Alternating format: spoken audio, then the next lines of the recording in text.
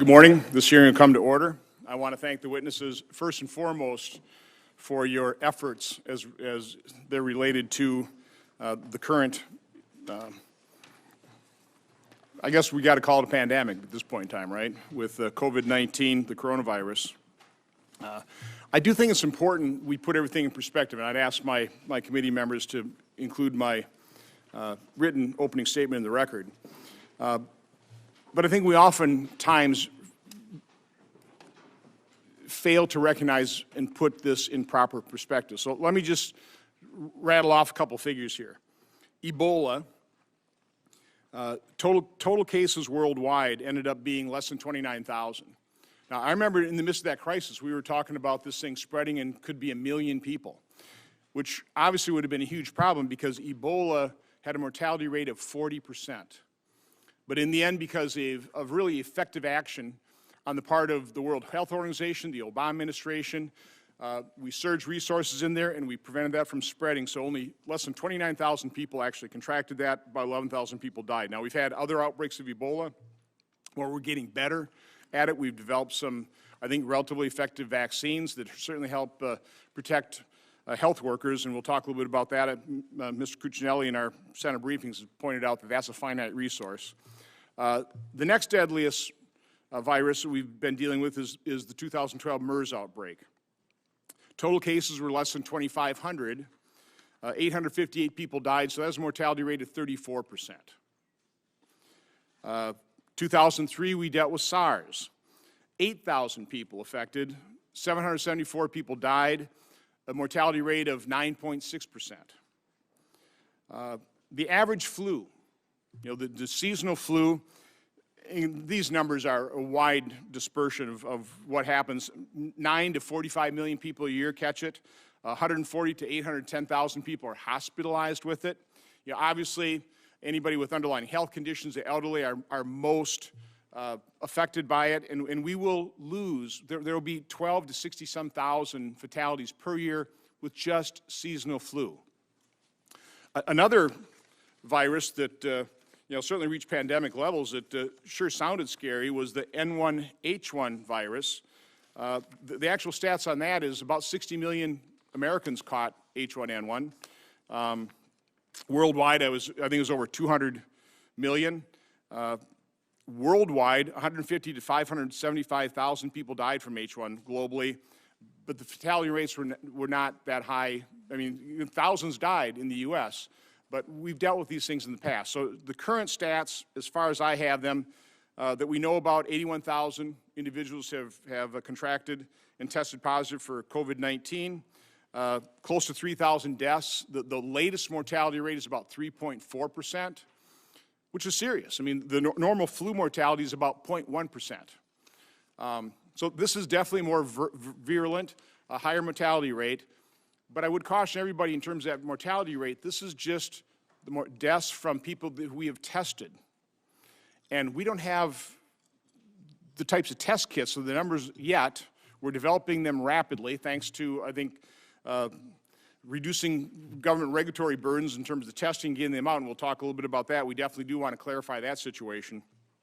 But my guess is the mortality rate, when all said and done, once we actually do have a sense of how many people actually contract this, where they either do not display symptoms or they're very mild, particularly in younger people, I think that mortality rate, I would think, would probably come down. But again, nobody knows. There's an awful lot about this disease that nobody knows. So what I'm hoping we can accomplish in today's hearing is talk about this administration's response, which by the way, I think has been almost immediate. From what I've seen, my interaction, the accessibility of whether it's Acting Secretary Wolf, Mr. Cuccinelli, members of the CDC, NIH, I've had access to them. Now, I have not abused that access because I really want you working to mitigate this problem. But they've been very accessible. I don't know how many briefings I've already attended. I appreciate we have two individuals here. You say, well, why don't we have like everybody representing every agency? Well, I want them to work. They've got a job to do. And I know there's been a lot of hearings, so you've been very accessible. I think you've taken a whole-of-government approach. As I've said repeatedly, I certainly don't see the administration under-responding. In fact, you've taken unprecedented steps, travel bans, quarantines for, I think, is this correct, for the first time in 50 years? Unprecedented steps. So we have not underreacted, but I think this administration is fully aware of and cognizant of the costs of overreacting. So the basic fact of the matter is the chances of the administration getting it just right, reacting perfectly, is zero. It won't happen. But again, from my own knowledge, my own interaction, what we've seen in terms of the interaction with the Senate and the House, this is an all-government approach. This is all hands on deck. This is not being ignored. I mean, you can just see the $8 billion response as opposed to the $2.5 billion funding request. Funds are not going to be an issue. Congress will make sure the administration has the funds. In terms of priority of action, it is important that we are able to test so we know the extent of what the outbreak is. And I really want to talk about the regulatory issues, just the basic science issues. I was talking to Dr. Kadlec in the front room. There's a reason they call it medical practice. This doesn't just happen overnight. This is a whole new virus, just became known to mankind, what, 3 months ago, Mr. Cuccinelli, you're saying? So it takes time to develop the tests, to make sure that the tests don't produce false positives, and then you have to manufacture them.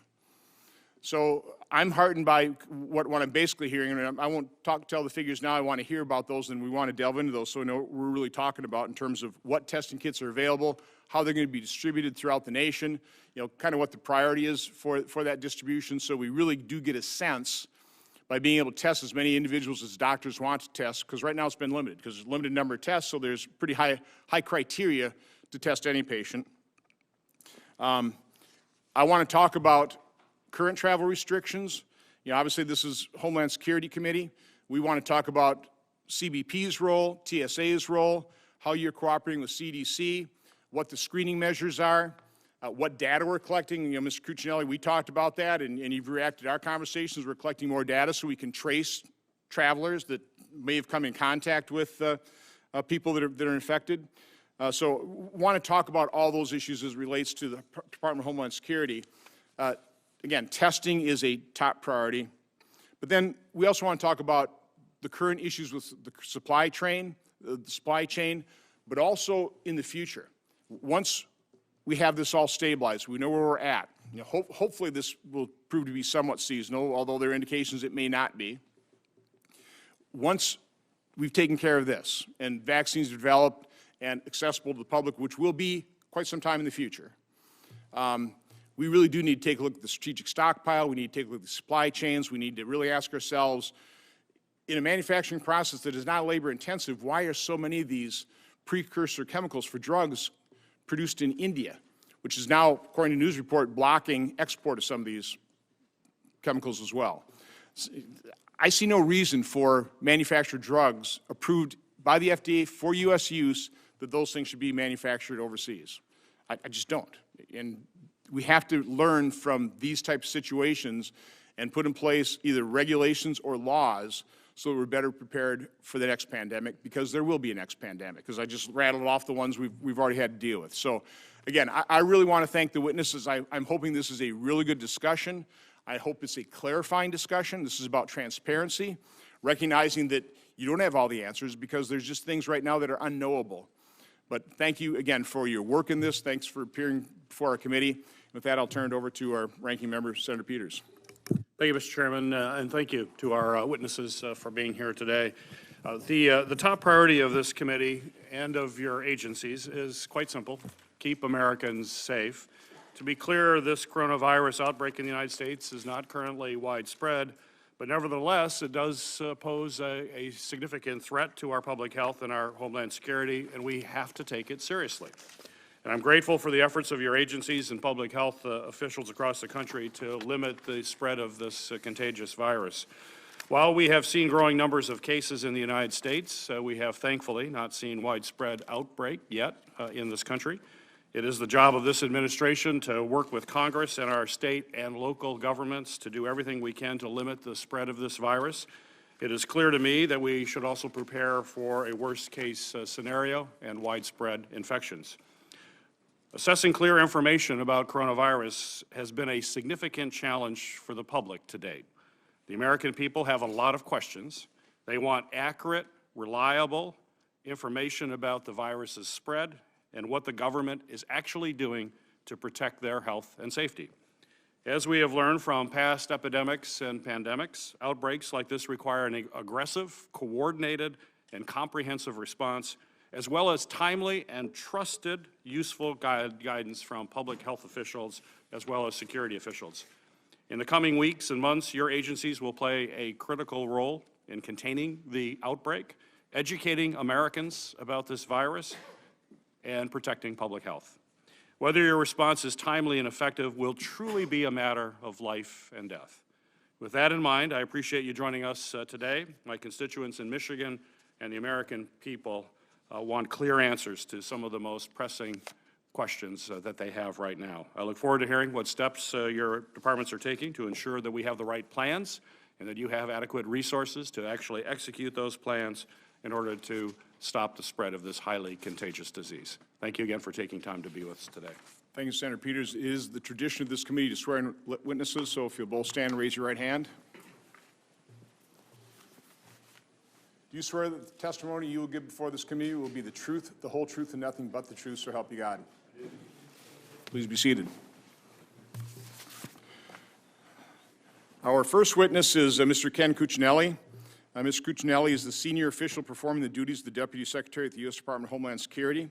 Mr. Cuccinelli most recently served as the acting director of the U.S. Citizenship and Immigration Services. He previously served as the Attorney General of the Commonwealth of Virginia. Mr. Cuccinelli.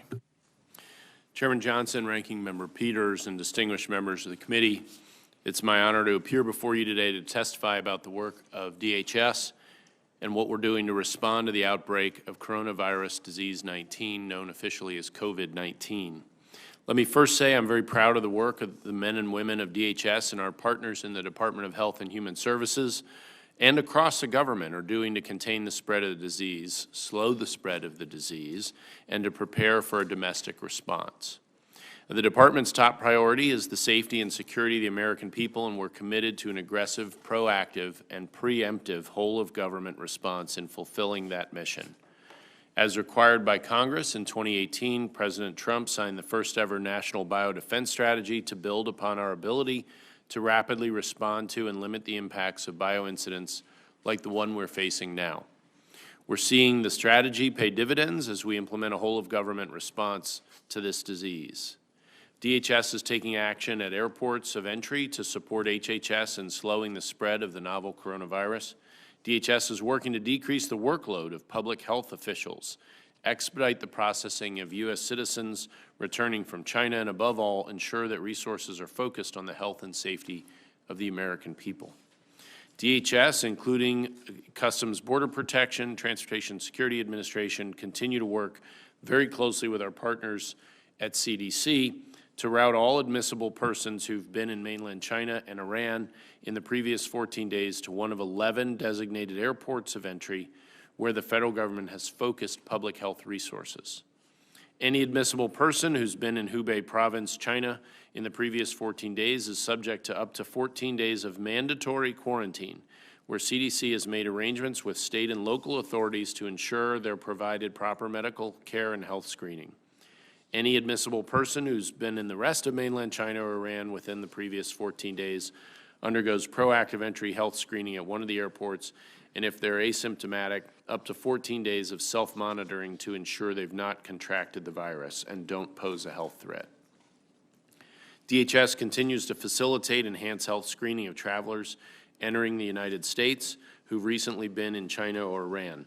Travelers identified by CBP officers during their primary inspection are then referred to CWMD medical screeners. We have 500 of them, over 500 contracted, and about 95 on duty at any given time. And for those that through medical screening are identified as particularly at risk, they are then referred to CDC personnel who are on site and have made arrangements with local health authorities. This has involved over 53,000 air travelers to date. We realize these actions could prolong travel times for some individuals. However, public health and security experts do agree these measures are necessary to contain the spread of the virus and protect the American people. To minimize disruptions, CBP and the air carriers are working to identify qualifying passengers before their scheduled flights. DHS CWMD is currently supporting the enhanced screening efforts through agreements with state, local, or private EMS, public health, and first responder personnel. That's where those 500 contractors come from. CWMD established this capability in response to the Ebola virus threat that was emerging last summer, and these actions ensured a trained, vetted, and badged workforce was ready to rapidly deploy to support CDC with airport screening operations. DHS was able to adapt this capability to quickly address the COVID-19 threat. CWMD is also providing direct support to CDC's effort to collect passenger information at all 11 airports, allowing CDC to provide direct information to public health officials to facilitate contact tracing efforts. CWMD's efforts have significantly increased the accuracy of the data collected. CBP and the U.S. Coast Guard continue their work to recognize, detect, and assist individuals arriving through our land ports and waterways who may be carrying the virus, all in coordination with CDC. The Coast Guard continues to review all advance notices of arrival. This isn't a notice they get 96 hours before any ship comes to an American port. Gives a full accounting of the medical status of everyone on the ship. Captain of the port will communicate any concerns stemming from sick or deceased crew or passengers to their Coast Guard chain of command and the cognizant CDC quarantine station, who will coordinate with local health authorities.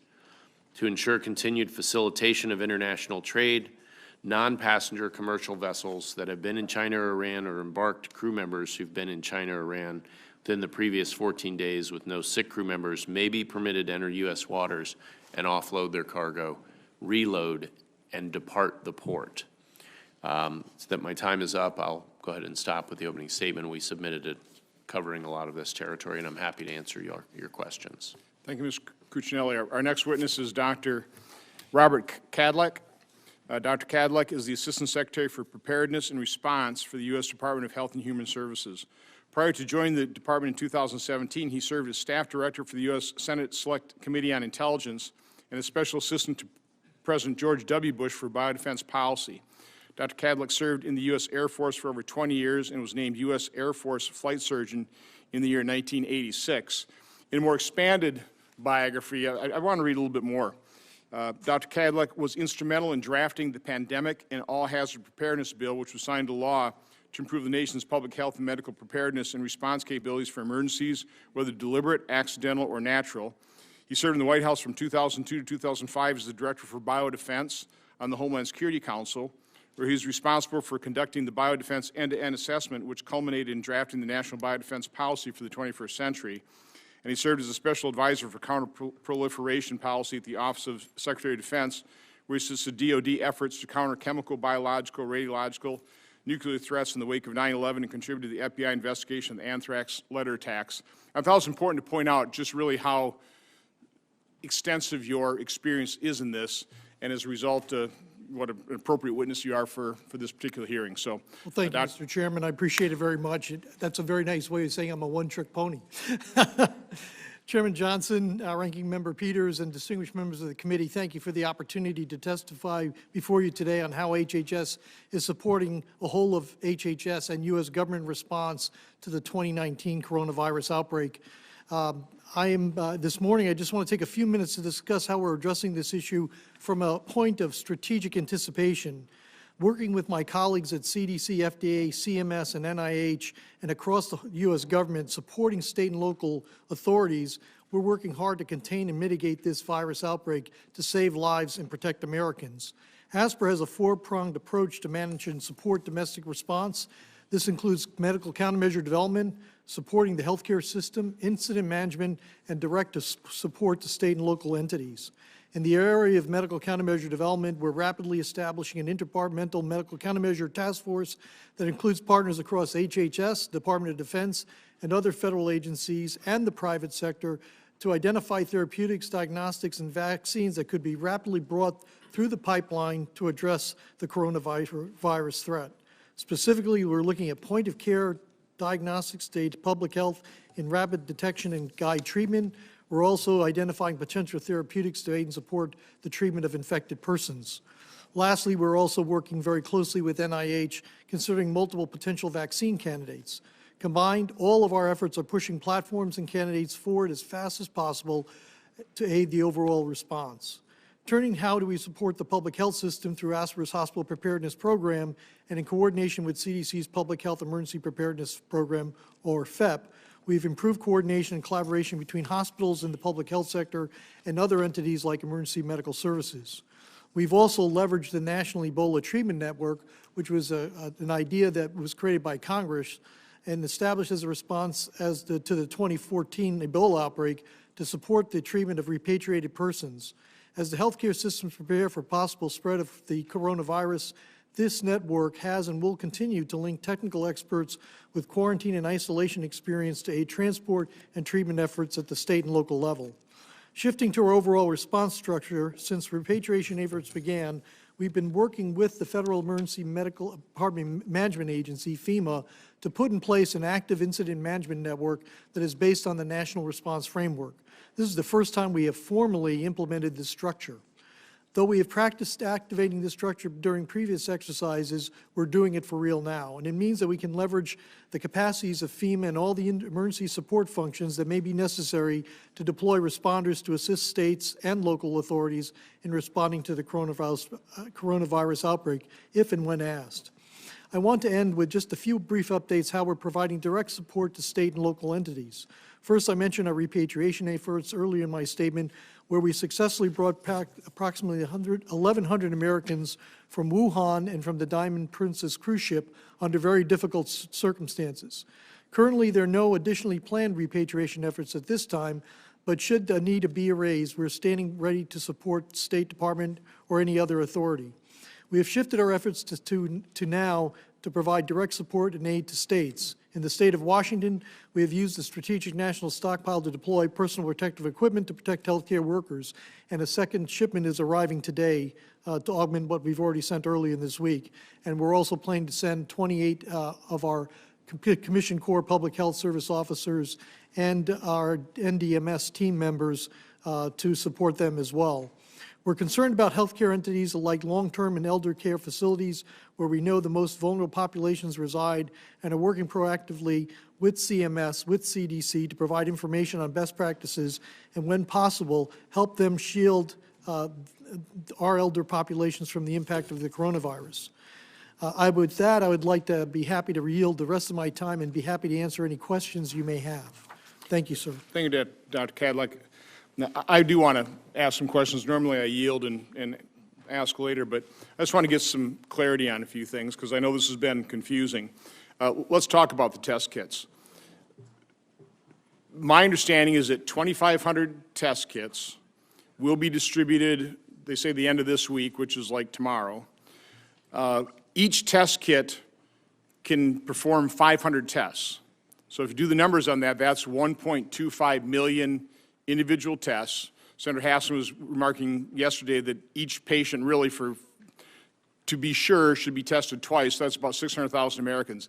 Is that an accurate assessment, or where are we at in terms of test kits? Because it's just so who's manufacturing this? Is it a private sector manufacturer? Well, so there's CDC started initially manufacturing some of these test kits, and within a week or 10 days of when the sequence for the virus was posted by the Chinese, began to work on a polymerase chain reaction test, which is really a genetic test to look for the presence of RNA from this virus. And so they were able to basically do a proof of concept and develop a prototype, and then began to produce that there at CDC, and then have shifted it to a commercial manufacturer called IDT. They're the individuals that basically are making the 2,500 test kits, which include 500 tests per kit, to your point of 1.2 million tests. And those will be going out to how many different centers? They'll be going out to 190 places around the country. But quite frankly, the CDC has already distributed 75,000 tests already, of their tests, if you will. And so the intent is, by the intent of the Secretary and the Vice President, is really to maximize the number of tests that can be performed. Now, to just kind of put some reasonable expectations behind this, these are test kits that are going to be sent out to labs around the country. They're going to have to basically validate these labs for their test procedures and train the personnel, so they won't become immediately available, but they'll become increasingly available over the next week or two to basically test Americans, which is another part of this critical function, which is there have been several things to do to basically enhance our testing posture. One is make more test kits, distribute them, train the people who need to do that, but also ensure that they're validated. But there's also been things that have been done to increase the use of these tests by indicating that people who fit the case definition for possible coronavirus can be relaxed so we can test more people. And that has been a significant, will significantly enhance the ability of doctors and first-line primary care physicians and nurses to judge when their patients should get tested if they suspect coronavirus. So there's a lot of things that are in play here, regulatory, definitional, as well as manufacturing and distribution. So obviously, I think there's oftentimes unrealistic expectations. So it's a new virus. We just found out about this literally 3 months ago. It takes time to first develop the test. It takes time to validate it in the CDC, because you don't want false positives. And with the FDA. Then it takes time to manufacture the first test kits. Then it takes time in the labs to validate the labs, so the personnel, they need to be trained. But you're thinking within a couple of weeks about, there will be a capability of testing about 1.25 million tests. And then my guess is that manufacturing can ramp up pretty quick. Yes, sir. And in fact, I think there's the expectation for this particular company to expand their manufacturing. And there's also a parallel effort that's being done by BARDA to basically engage commercial laboratory testers, the Quest, the LabCorps, to basically introduce the test in their systems, so that would proliferate it across the domain. I think that the thing is, where there's been maybe a lack of test kits, there'll be plenty of opportunity for testing. I think the key thing and what we're focusing on is being able to do point-of-care diagnostics to support physicians on the front line in their offices and to basically test people in their offices to decide whether or not some has coronavirus. What will happen at this point is that it's going to be hospital-based, public health laboratory-based, and then commercial laboratory-based, and we're trying to push it out as fast and far as we can. But it'll take us some time, but we're on the way. And again, as a former manufacturer, I realize this takes time. You know, you wish it wouldn't, but it does take a little bit of time. I think this has actually been proceeding pretty rapidly. So, but everybody recognizes how incredibly important this is, because we really can't really get a game plan until we really know the extent of the problem. Let's just quickly talk about the vaccine timing, because again, I want to have people's expectations be reasonable. It sounds like we are developing a vaccine at pretty much a rapid pace. So it will go into phase 1, which is just the safety, make sure the vaccine is safe. When, approximately? So I think Dr. Fauci is the best in the world in this, and he basically believes it can be done in a couple of months.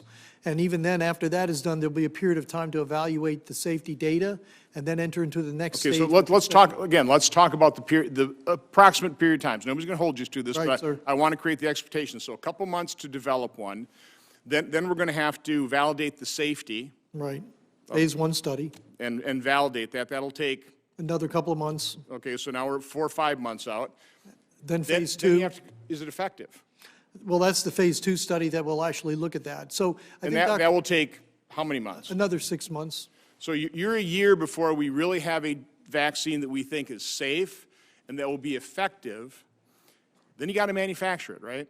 And so I think the reasonable expectation is between a year and 18 months, honestly. I think Dr. Fauci has said up to a year and a half, again, to moderate expectation. And then a year and a half. So let's say everything goes swimmingly well, and after a year we actually have a vaccine that we know is safe and effective, but you're not going to be able to mass produce that yet. But will you be able to produce enough to provide to our first-line responders, to doctors, to nurses? I mean, I would think that'd be you would prioritize who's going to have access to this Yes, before sir. the general population. And so that's quite an area that, quite frankly, is I think recognized in the supplemental, the generous funding that you all provided, is that our domestic manufacturing for a vaccine for this particular virus is limited.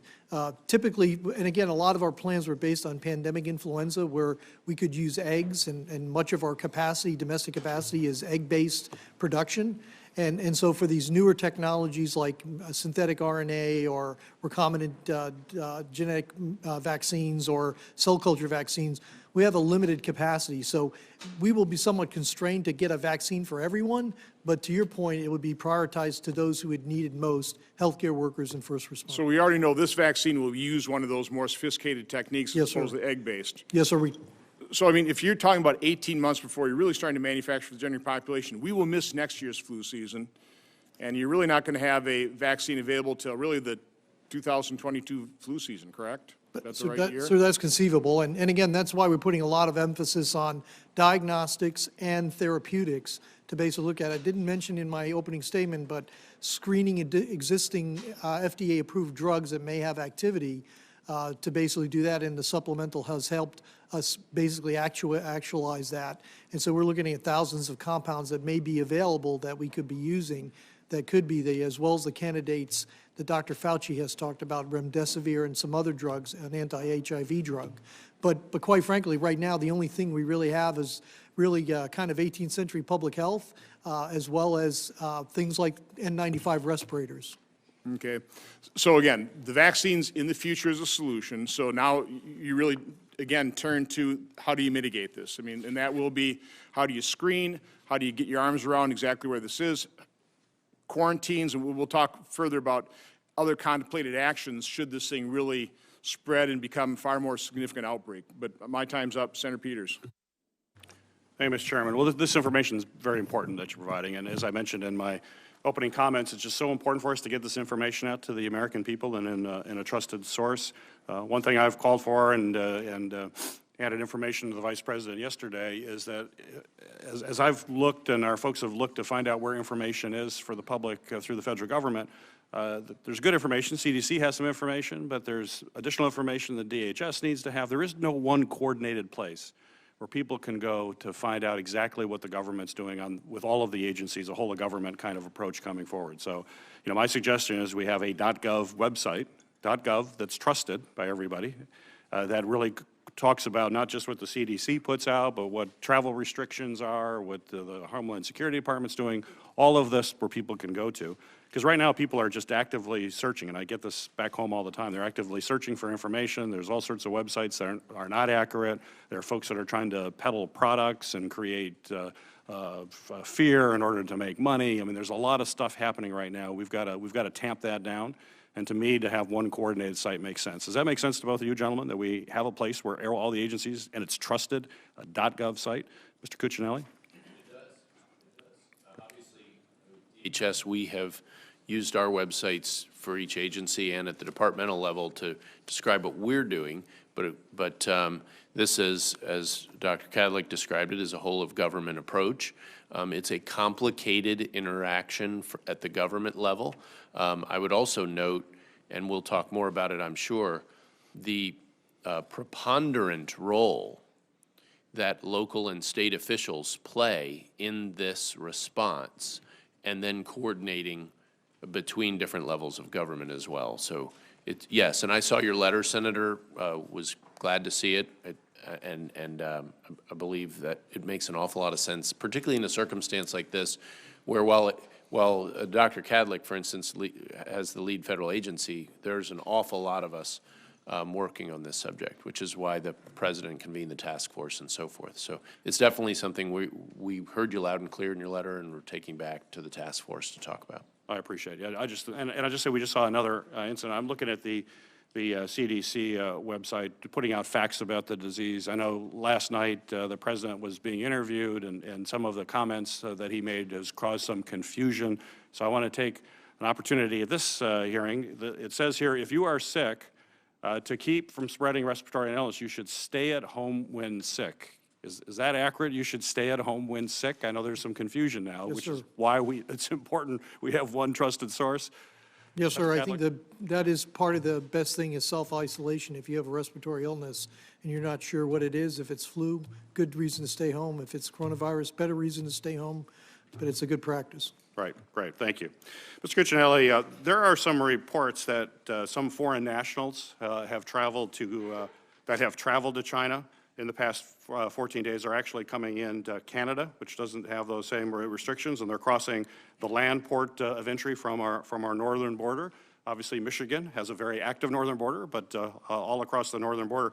Are you aware of these reports, and is CBP conducting any screening at the northern border to try to intercept folks who may be using Canada as a port of entry and then using a land port to come to the United States? Yes, Senator. So to broaden the context even further, it has not been uncommon for Chinese nationals to fly to Tijuana or Vancouver or Montreal. That's not the limit, but by way of example, and then cross into the United States. The three largest land ports of entry for Chinese nationals are Blaine, Washington, Buffalo, New York, and San Ysidro in California. As you know, of course, with Detroit, they are not the only ones. Right.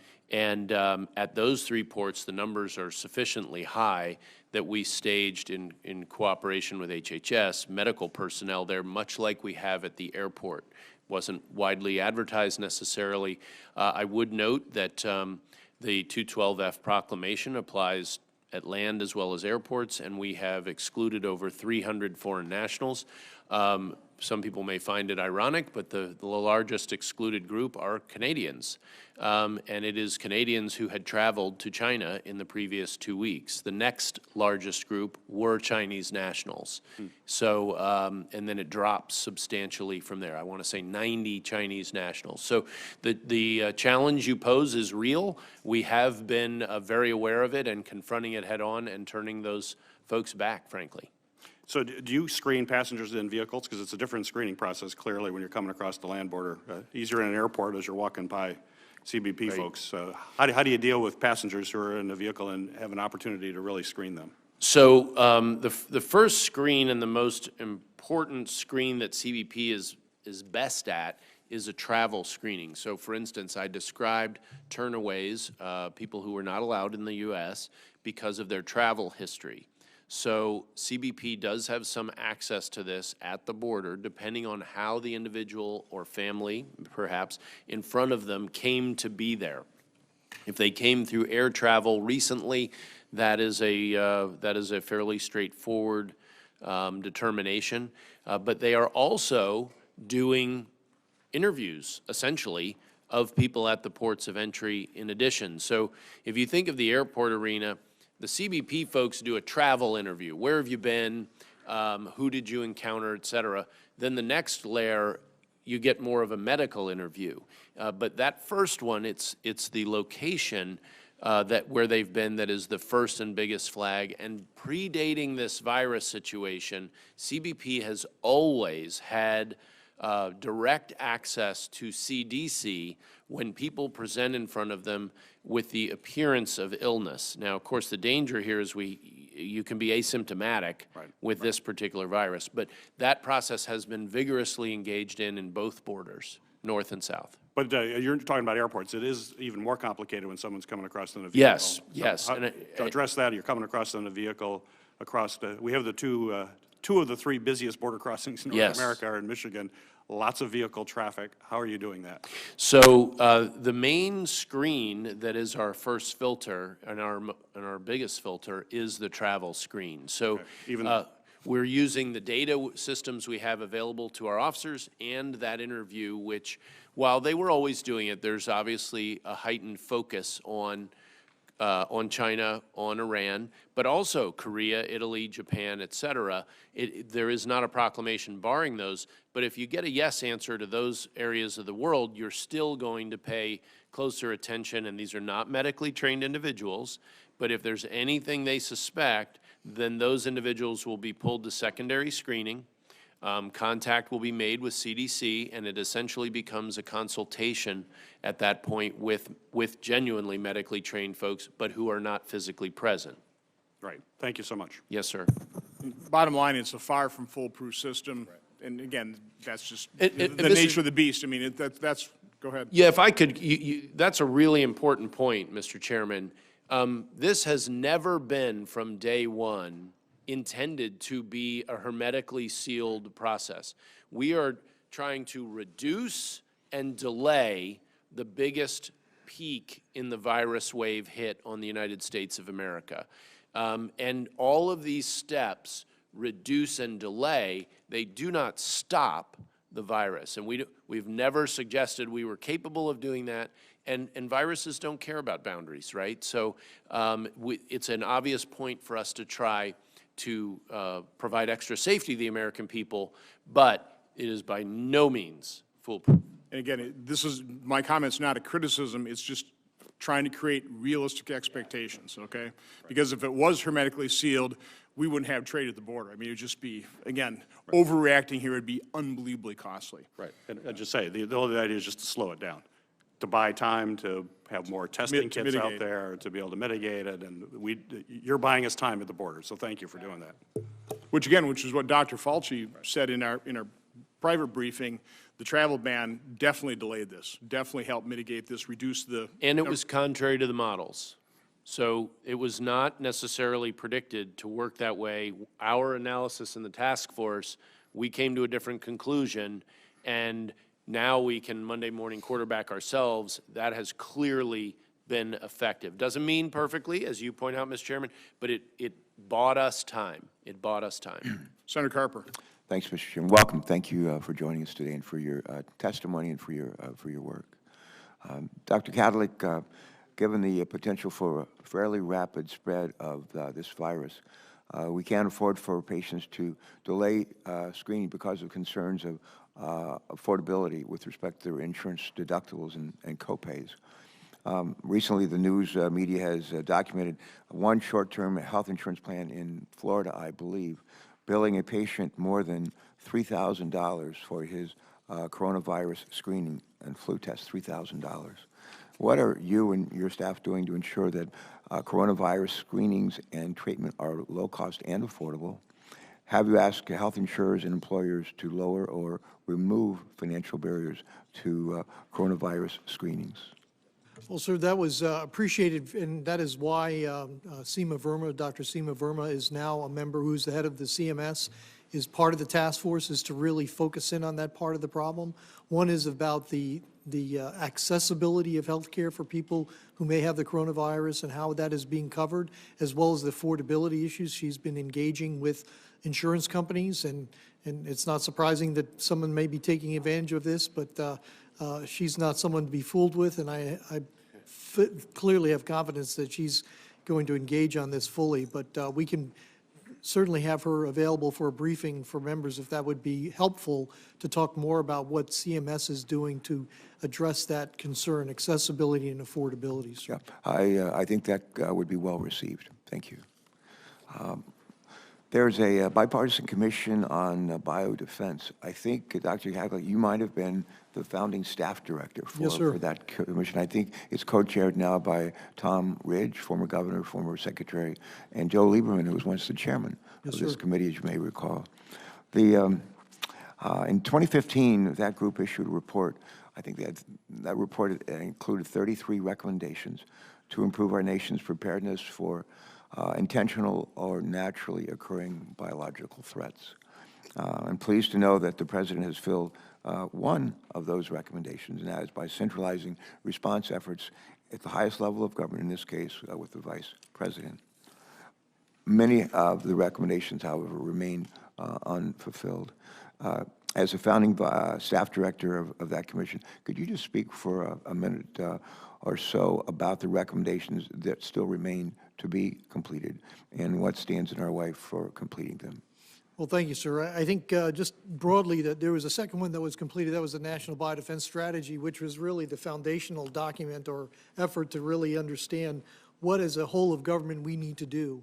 There was a lot of great work that Congress did with the administration back in 2005 and 6, and quite frankly, that's unfinished business. And I think that was the intent of that study panel, to basically evaluate what needs to be done. So broad strokes, in the healthcare system, we have a healthcare system that's about 95% privatized, that's running on very limited margins in terms of profitability, limited surge, and that surge capacity or lack of surge capacity is going to be tested to the limit here. So that's one area in terms of health or hospital healthcare system preparedness is a major vulnerability.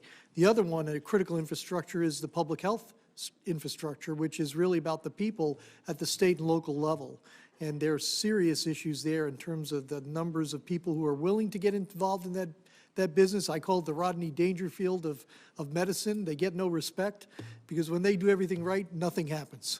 And it is a circumstance, I think, there that really does require a little more nuanced effort to promote and incentivize that. The third is a different kind of infrastructure, and that is, well, I'd say the infrastructure for medical countermeasure development. We talked a little bit about the domestic production of vaccines, and that's a good thing because if we can expand that, that's not only making sure we have the right vaccines, but we have great jobs for Americans in many parts of the country and really enhance innovation in healthcare. That's the fourth element, where we're doing some of that to address maybe some issues that would be related to supply chain that have to be addressed, as things like active pharmaceutical ingredients, the precursors for that, and where that's manufactured.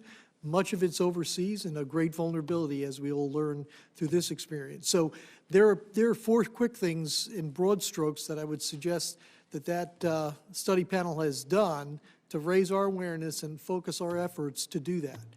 And you may have answered that, I'm not sure that you have, but just take another minute about talking to us about additional steps that the administration has taken to fulfill other recommendations. You've mentioned 4 that have been fulfilled, but the other 30-some that maybe have not been. Yes, sir, and I'll put it in broad strokes because we talked about the biodefense strategy. The one thing was the executive order on pandemic influenza, which really talks about, relevant to this issue, quite frankly, how do we basically manage a potential pandemic, a flu? And again, a lot of that is really about speed of action, which I think is a fundamental issue in this event. The virus is moving faster than sometimes we can even think and act. And then the second thing is really about domestic capacities and supplies, things like the strategic national stockpile that have to be maintained over time. I'll just point out that one of the findings out of the biodefense strategy was we invest about $8 billion in this kind of activity each year. Sounds like a lot of money, but when you consider that an aircraft carrier costs $17 billion and we have 12 of them as a country, that gives you some kind of scale of what we invest in one arm of our national defense that we probably want to invest in our national health security. All right, thank you. As you know, pharmaceutical companies that exist, maybe that are founded and operate exclusively in this country, oftentimes partner with pharmaceutical companies in other parts of the world in order to try to solve Alzheimer's disease, Parkinson's disease, MS. What kind of collaborations are being encouraged, should be encouraged with respect to shortening the development time for the vaccines to address this virus? Well, so there are some examples. CEPI is a group that's kind of an international consortium that involves the Wellcome Trust, Gates Foundation, U.S. government's involved, several European governments are involved to focus on major disease areas. Coronavirus is one of them, quite frankly, as well as Marburg virus, a hemorrhagic fever. And I think those kinds of initiatives are valuable because they can, if you will, consolidate small resources and give bigger opportunities. And again, tap into the wealth of innovative thinking around the world to address some of these hardest problems, and also understand that in many of these cases, the underdeveloped world is probably the greatest at risk. And so to make it affordable and more accessible. So those kind of models are very helpful. The Global Health Security Agenda is another thing that was created in the Obama administration, perpetuated in the Trump administration to address how we can build capacity in countries so they can be better positioned to help themselves. That was the success of the Western Congo outbreak of Ebola, where small amounts of money helped build the infrastructure as well as the availability of an effective vaccine. Obviously, Eastern DRC is a different story, but those are some of the examples I would use, sir. Great, thank you so much. Senator Hassan. Well, thank you, Mr. Chair, and thanks to both of our witnesses, not only for your presence here this morning, but to you and your teams. Thank you for your service and theirs, and please take our thanks back to everybody on the front lines. Dr. Kadlec, I wanted to just start with following up on Senator Johnson's line of questioning about what we can be communicating to our constituents about the timing of increased testing availability. You went through, we've got tests at public health labs. Now we're surging up on the commercial side. We've talked about 1 million plus test capacity, but part of the process here is going to be once the commercial labs get these testing kits, they've got to validate them, right? So how long does the validation process take? So I'm just trying to get to a timeline so people understand when this surge will really be making a difference in their experience. I think the key thing is based on what's the availability of these tests now and in terms of delivery, they're beginning delivered now. Right. That in the public health labs, that'll be increasingly by the end of next week, you'll probably see very high capacity and capability. So about a week, and then you can imagine that the commercial laboratories will be lagging about a week behind them. And then how long does the validation process take? It takes several days, a couple of days to do that. For each kit? For basically, no, it's the machine and basically validating the test itself Okay. on the machine and the people who have to basically work the machines and the test kits. So I think it would be very helpful, and I want to move on to some other questions. I don't want to belabor this, but if the administration would put down a timeline so that people could see in writing on a website when to, you don't have to promise an exact date, but when it would be reasonable to expect commercial labs to be able to perform this testing if your doctor suggests you get it. I think that would be very helpful. I wanted to move on to another issue. As you know, Dr. Kadlec, the National Disaster Medical System and other programs play a critical role in ensuring that uninsured and underinsured patients can receive care during emergencies by helping reimburse hospitals. I know that you mentioned earlier in the week that this issue was under discussion within the administration. Can you provide an update on those conversations and more broadly, what the administration is doing to help ensure that underinsured and uninsured patients can receive the emergency care that they need? Well, ma'am, I'm probably not the best one to answer that with, I think Dr. Verma may be. Okay. But I do know that in the supplemental, there's monies to basically support that would basically expand it. I think it's about $1 billion, so you were very generous in that allocation. And I think that will be money that will be used for that purpose to basically ensure that we can take care of everyone, Right. literally everyone who's afflicted with this. All right, I will follow up with Dr. Verma to be sure, but it's going to be an important issue, and if we need more resources to make sure that people are not only getting the care they need, but once getting the tests they need so that they will not be infecting other people. Earlier this week, Dr. Kadlec, I met with New Hampshire's public health officials. They have in-state stockpiles of protective equipment such as masks, but they recognize that their stockpiles may be quickly used up, and we've already had at least one confirmed case in New Hampshire. Public health officials in my state have attempted to order more supplies, but they were told such supplies are on back order until May. Based on your testimony earlier this week, I am concerned that the National Strategic Stockpile won't be sufficient to meet the demand. What is the timeline for getting the equipment in the field, and how will you advise people to protect themselves in the interim? Well, ma'am, we've taken a multi-pronged strategy to basically address what I think is your point, which is unless you have it on hand immediately, you're going to face some challenges. And so one is we have a stockpile, a limited stockpile right now of masks.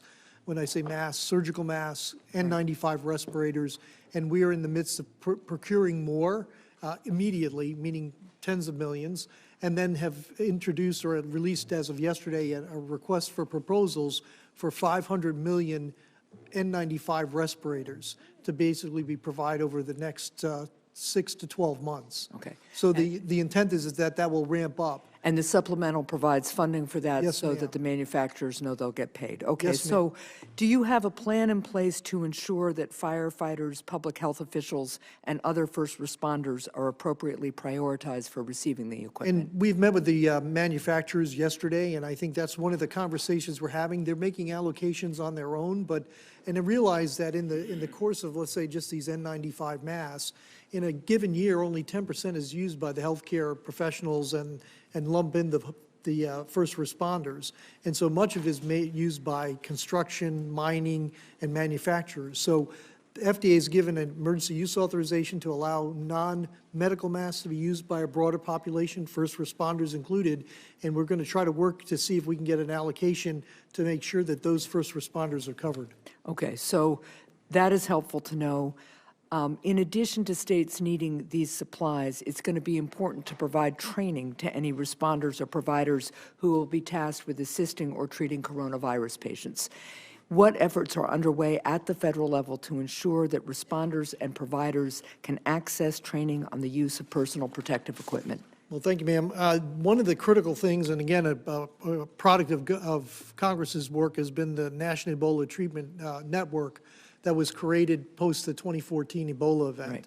And so with that, there was more generous monies then than now to basically address not only 10 regional centers, 3 national centers of excellence, but we've also, like in the North New England area, started a regional disaster health response network with Mass General Hospital that's working with your catchment area to basically train and prepare people. So that will be one mechanism. We can get training out and specific information on how to manage these coronavirus experts. And actually, we use some of the people from Mass General in the repatriation of the people from Diamond Princess. Okay, I think it's going to be important. It's something that I asked Acting Secretary Wolf about yesterday, too, because in the proposed DHS budget, there's actually cuts to programs that train first responders in this kind of work. So I want to make sure we're focused on that. I am just about out of time, so I thank you both, and I thank you, Mr. Chair. Senator Rosen. Thank you, Mr. Chairman. Thank you for being here. I know you've been at a lot of hearings. We appreciate your round-the-clock work. And as no surprise to anyone, the virus is moving fast. Nevada's just reported its first case of the virus today. I've been in close contact with our state officials, our governor's office, and I want to emphasize, really stress the importance, just like the other senators have here, how important it is to keep those clear lines of communication open with really good data that they can respond. There are boots on the ground. But what I'd like to address is federal assistance for the impacted individuals. If larger quarantine measures are needed and medically justified, what plans are in place to provide relief to those Americans who may miss work due to government-imposed quarantine, but not necessarily to their illness? Many folks live paycheck to paycheck. The loss of a few days' work is a major hardship, let alone staying home for a few weeks. This could lead to people losing their homes, not being able to afford food or other essentials. And so if we have disaster-like situations on the ground, what can FEMA do to help alleviate this in the short term? What do you need from us to help with that?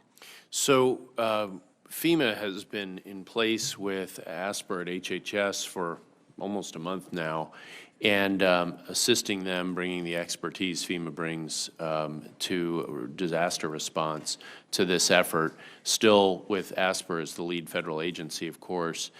People naturally look to Stafford Act, and this is a disaster of sorts, but the response mechanisms are not the same. It is not currently anticipated that you would see a Stafford Act declaration. The intensity of the problem will be different in Nevada than it will be in Virginia, for instance. And so there is the base fund that where governors can make requests when elements of their systems are overwhelmed for funding. There is a $5 million cap that is waivable for that, and this is not the disaster relief fund, with the $34 billion disaster. This is a base fund that has about $640 million or so in it. And would they be able to use this? We know that around the country, some places are reporting school closures. We could anticipate maybe closures of senior centers. So we have many kids across this country, many in my state, kids on free or reduced lunch, free breakfast. We have senior centers where those seniors are reliant on those meals every day. How do we ramp up and give the ability, if there's a school closure, a senior center closure, to use Meals on Wheels or give brown bags to these kids and their families? Can you speak to that? Yeah, I believe, but it's belief. I believe Secretary Azar has some authority to expand aid, welfare programs under these circumstances, but FEMA nor DHS do not have dollars available that would legally fit the description of the relief you're describing, Senator. So that's something that I believe is being covered and addressed in the supplemental. That is the appropriate vehicle. And I would just note more generally that Dr. Kadlec referred to the planning efforts that have gone before this all arose, and we operate off the PANCAP 2018 plan. And in that plan, it was envisioned that the financial vehicle to deal with an outbreak of this nature was via supplemental. So we are sticking with that plan, and as was said 6 weeks ago, if we need dollars, we'll come to the Congress. We're here now, of course, and that discussion's going on, and it is including the kind of things you're describing. So our governors would be able to request this and funnel it to communities that need it, is what you're saying? No, I think we're mixing two things. If the supplemental includes monies to address the types of shortcomings, financial shortcomings you're describing, then the answer would be yes. There's nothing currently legally in place that FEMA has available that would fulfill the needs you're describing. So I want to make sure that. So we may have to look to that in the future and see Yes, what we ma'am. have to do to take care of those vulnerable populations. The next thing I'd like to ask you is about immigrants that are seeking care. You know, Nevada's diversity is its strength, with about 1 in 5 Nevadans born outside the United States, many more, excuse me, living in households with immigrants, some of whom are undocumented. As we work to contain the coronavirus, we have to ensure that there's timely access to medical care for everyone who needs it, regardless of their status. This is a public health and safety issue. Anything less puts all of our communities at risk. So, Mr. Cuccinelli, no one should be afraid to seek care as the coronavirus spreads, placing our communities at risk. Will the department refrain from apprehending individuals based solely on their immigration status while they're in the process of seeking care? So much like the CDC-CBP relationship pre-exists this virus, it is something that has stood before.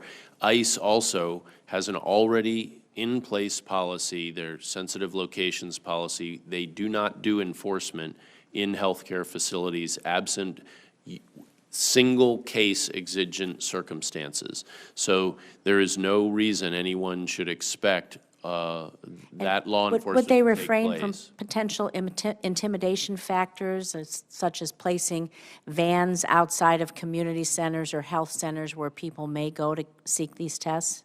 That would be consistent with the policy, Senator. Thank you. I yield back.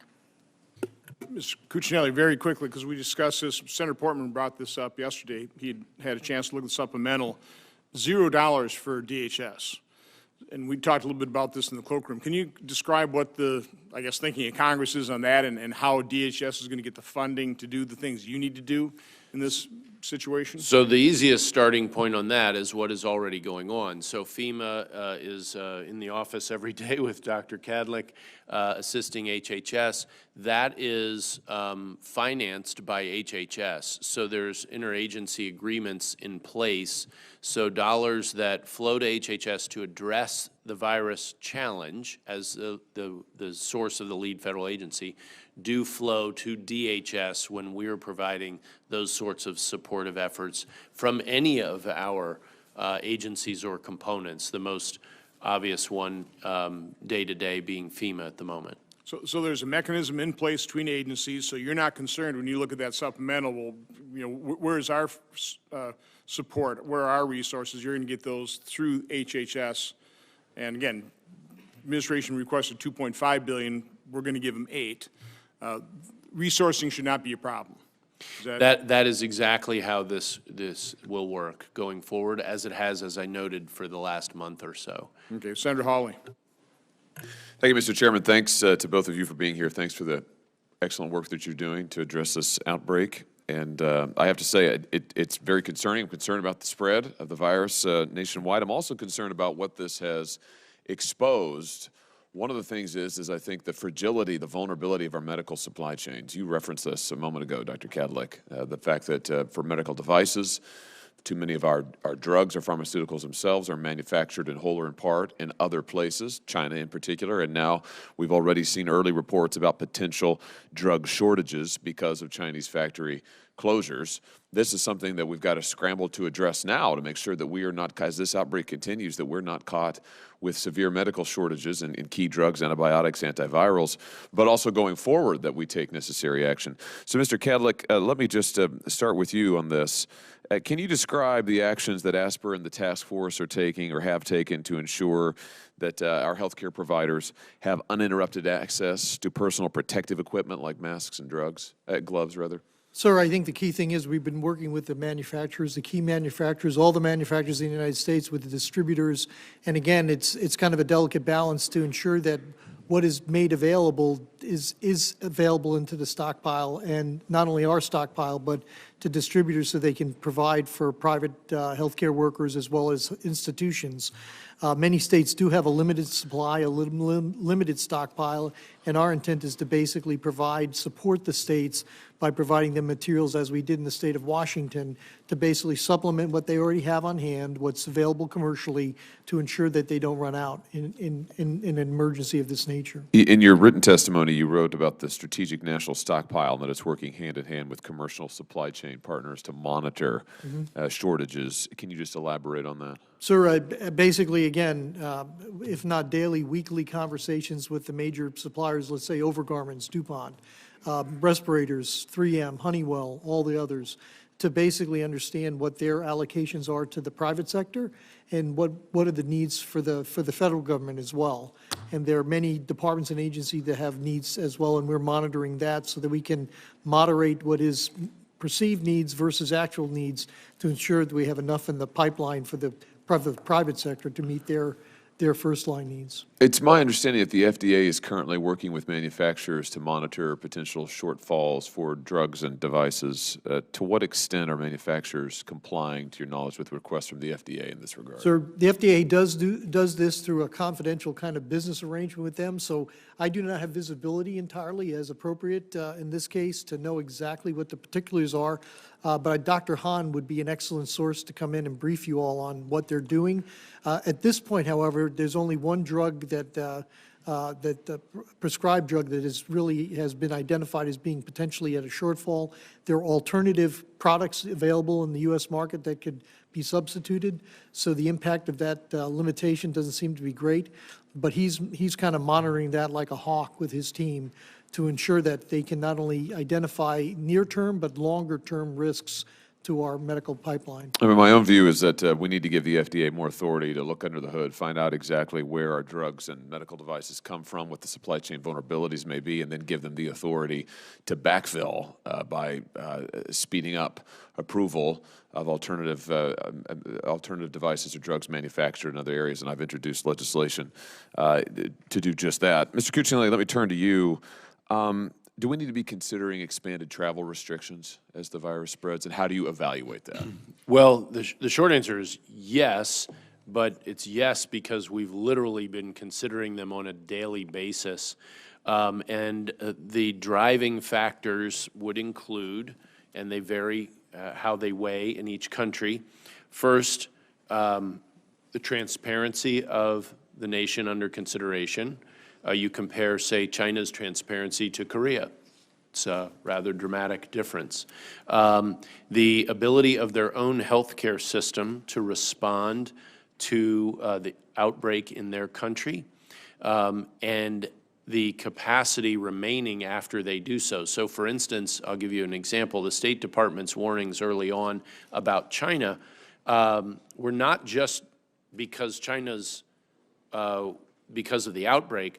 They were also directed to keeping all of our U.S. employees safe, because if you got in a car accident completely unrelated to the coronavirus in Hubei province, there wasn't a doctor to take care of you. So their systems in parts of their country were and are overwhelmed.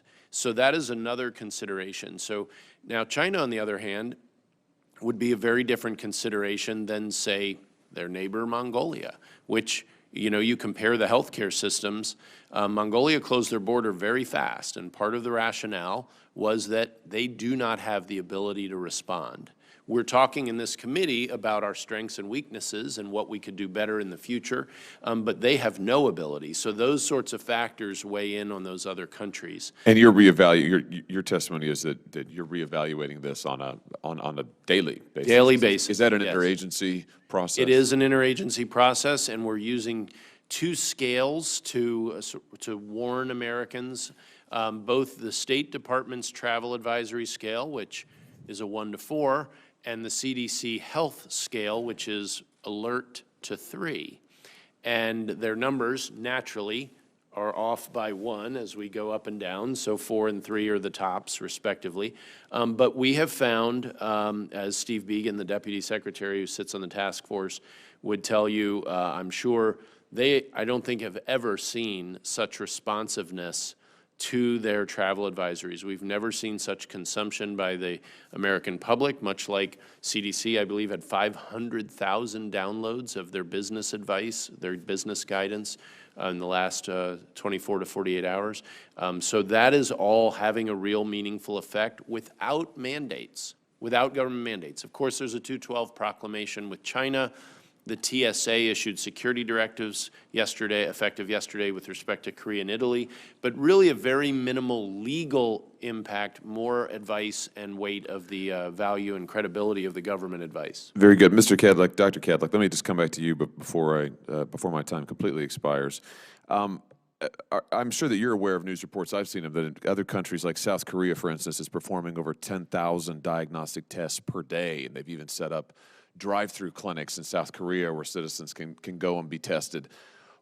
Why are we not at scale and able to do something like that? And while we're on this topic, can you explain the precise reason for the defective kits that we saw earlier?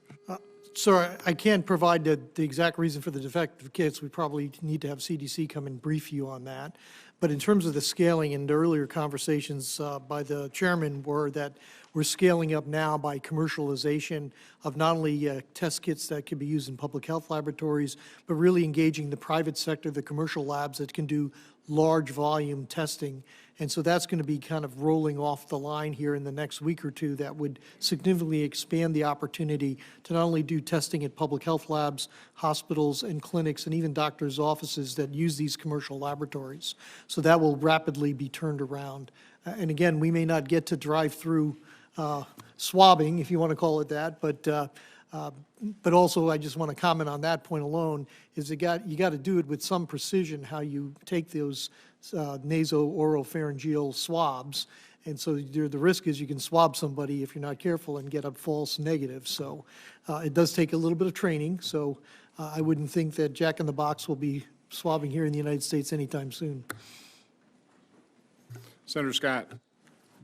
Dr. Kadlec, we've got a lot of information out at NIH and CDC. No, I haven't seen anything where everyone's talking about the risk for pregnant women. Is there increased risk, or is there any precautions they have to take? Sir, little data on that, honestly, at this point in time. I think there needs to be a better understanding of that. That is a particularly vulnerable population for a variety of reasons, 2 lives, as well as the different physiological effects of pregnancy on women and the baby, and so that's an issue. The earliest report has been a coronavirus report or a case in a newborn in China, but that's the only thing. That's an anecdotal case, but certainly that's a major issue and concern. So nothing's coming out of South Korea or Japan or? Nothing as of yet, sir. We're getting high-level statistical data, but not case reports that are vital for this purpose. Okay. Thank you. Secretary Cuccinelli, we, from Florida, we have 150 million plus, I guess, passengers through our airports, and then we have all the millions and millions of people go through our cruise ships. What advice are you giving to all of both our airports and our seaports to deal with? We have so many people coming from now all over the world that we know these countries have coronavirus. What advice are you giving them, and what precautions are you putting in place? So a few things. First of all, the Coast Guard, TSA in particular, have very regular communication with the cruise lines and the airlines. And in fact, I've been doing that as well. You will have noticed that for the first time ever, we were talking about travel advisories with Senator Hawley. We issued a travel advisory, the Department of State specifically, related to cruise ships not a country, not a location, but to cruise ships, because they have proven to be such a risky venture from a health standpoint. And that was unique. It was effective in terms of the responses. That is not economically good for the cruise ship industry, but we've also seen, I mean, the Diamond Princess was a viral disaster, and avoiding a repeat of that series of mistakes that really are going to take a long time to even understand completely has driven a lot of that response. In the airline front, we are seeing point-to-point declines in traffic. I have data on some of that if you'd like. Needless to say, China's flights have gone through the floor, and Korea has declined, but maybe by half, Japan by about 25%, just by way of example. And there are good reasons for that. The cruise ships themselves, in my discussions with some of their representatives, are themselves trying to avoid bringing on passengers from these hot zones, and to avoid a repeat of the result of essentially quarantining a ship. And as it works in the ports, and you do have many of those in Florida, the captain of the port, the Coast Guard person in command of that port, is in absolute control of that port. And we hold ships offshore when needed, and we have done that throughout this entire time. That has primarily been associated with cargo shipping, because we have tried very hard, to some of the discussion about supply chain, to keep the cargo flowing, not for dollar reasons, but because of the interconnected nature of our supply chains. And we've taken special steps, for instance, keeping ship crews on ships, allowing offloading and reloading of ships, and they leave without the usual coming ashore. In a passenger context, that is much, much more difficult. And we continue to contend with these. You're sitting next to Senator Harris. We're dealing with one coming in San Francisco, and literally as we speak, that is being dealt with directly. And the captain of the port will work directly with the regional CDC head to address these on a case-by-case basis in terms of how to deal with passengers.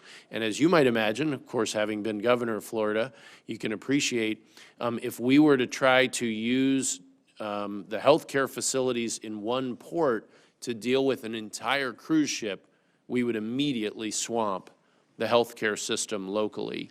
And so that's our counterbalancing challenge, that we rely on CDC to make those state-local arrangements, though they're conversations that the Coast Guard has all the time. So we really are handling them one at a time, but it is with an eye to not bringing ashore virus spread. That is the priority, and it is part of why we've warned Americans not to go on them in the first place. So take our airports. You know, we all have lots of international flights, and we have a lot in Florida. So what's it gonna take for you to do the same thing you did of restricting travel out of China? What do you have to have? Of course, that step was taken in literally the world's epicenter there in the Hubei province, still the largest number of cases in the world. And we don't see anything like that developing to that scale, though Korea and Italy are kicking case numbers up very fast. And it's important to remember, when you take a snapshot of today's cases, that is a week, 2-week, 3-week lagging indicator of what was already there. And so we're operating on this, dealing with this virus that hasn't been known to exist in humans for 3 months yet. Lots of areas we lack knowledge, and so we're trying to err on the side of conservativeness. If you're in the cruise business or airline business, that's hurting you right now, and that's going to keep hurting you for a little while. We don't know how long, but obviously our challenge is to try to keep Americans safe. So I don't trust any of the information coming out of China. I don't believe they're a transparent country. It's communist China run by a communist party. So do you have any inclination to open up travel from China at any time soon? That is not on the discussion table. We're not even talking about it right now. Okay, I think it would clearly be important for my state. But on the cruise industry, do you think you're going to get to the point where you're going to say you're going to start testing everybody that's going to come off? Again, that would be a case by case. We won't be able to for a few weeks at least. However, we are right now, literally as we speak, flying test kits out to a cruise ship off San Francisco, off California, I should say. It's moving up to San Francisco, with Coast Guard helos and PJs basically dropping onto the ship and bringing kits. And we're going to test, if not everybody, a very large number of individuals relative to the ship. And so that we have full information when the captain of that port in San Francisco is talking to their local CDC authority. And they have already been working as an action group with the cruise line themselves. So this is not popping on us. We've been working it for days. All right. Thank you. Thanks, both of you. Thanks, Senator Scott. Just real quick on the cruise industry, I would think in terms of availability of testing kits, because it's such a unique situation, that would be one of the priorities in terms of getting test kits, so that is capable. I mean, that is a capability. Senator Harris. Thank you, Mr. Chairman. As you know, my state is home to 40 million people, and we have the largest number of cases, 62. Yesterday, our governor declared a state of emergency for the entire state. The coronavirus, I think, presents an interesting convergence between public health concerns and pay equity concerns. Specifically, 2/3 of low-income workers in the United States do not have paid sick leave. And as we know, we have been encouraging people who are sick to stay at home. Often people who are in that pay category also are in the service industry. They work in restaurants, they work in hotels, they work in childcare, they have contact with a lot of people. For them to stay at home in the interest of public safety means they may not be able to put food on their table. So my question is, understanding this is a very real issue. What is the administration planning to do to encourage employers to provide paid sick leave for sick employees so that they will stay at home and not have to face that awful decision about whether they stay at home in the interest of public safety or don't put food on the table of their family? Second.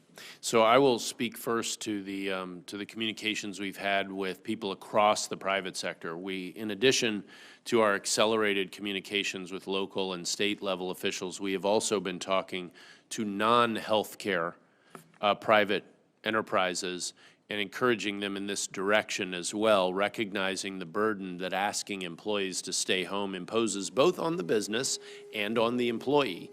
And you identify, Senator, certain businesses where it's important for everyone else, not just coworkers, for that person to stay home. Right. If you're serving food, then the Like a customers fast of food that worker. restaurant don't that's right. don't want you to come to work, right?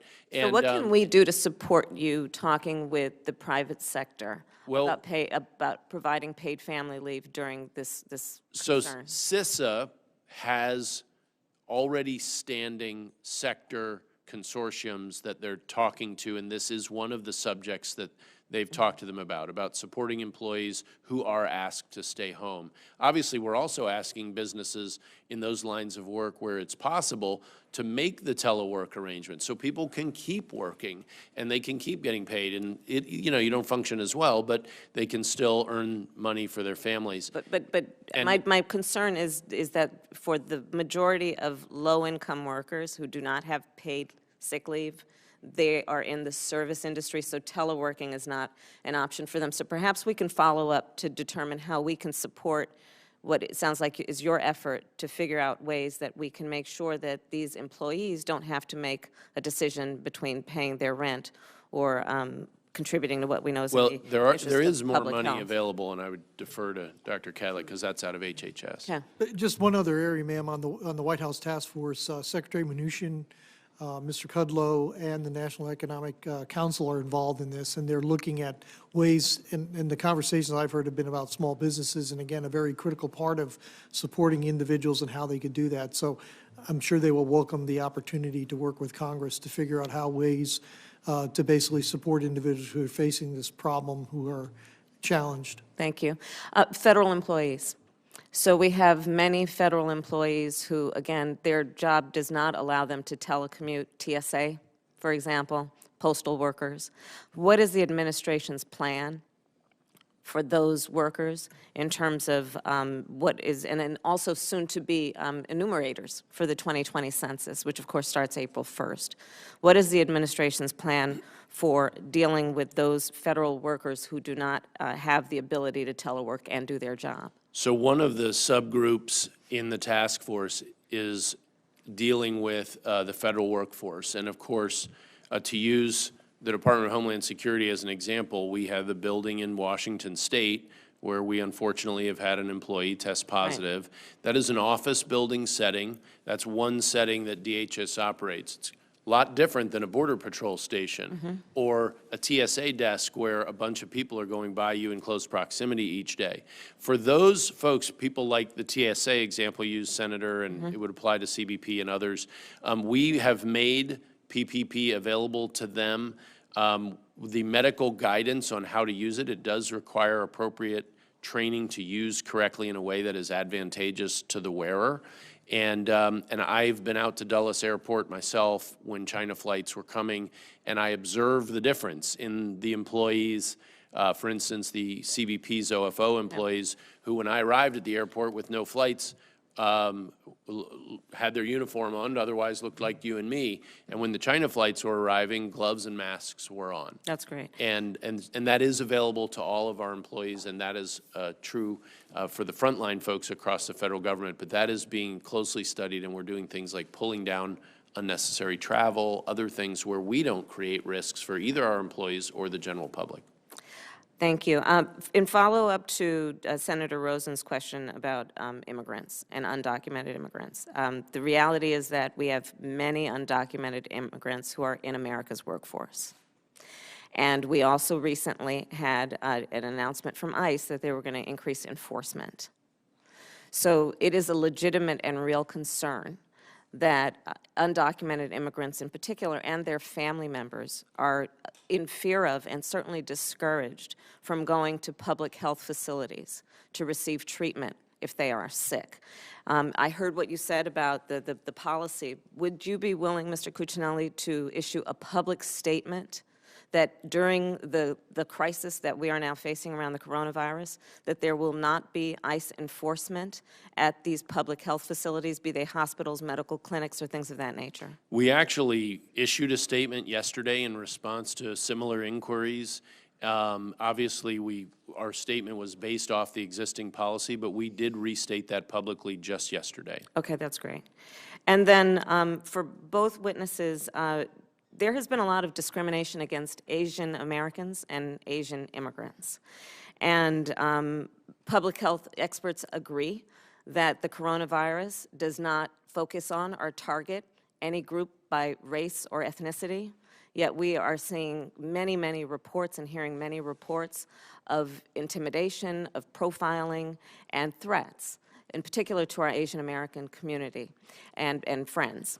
So what is the administration prepared to do in terms of committing to actively dispelling misinformation about this issue? Because it is very real, and we already have enough fear about the public health crisis, but to compound that our friends and relatives and neighbors would have fear about being profiled is something very real.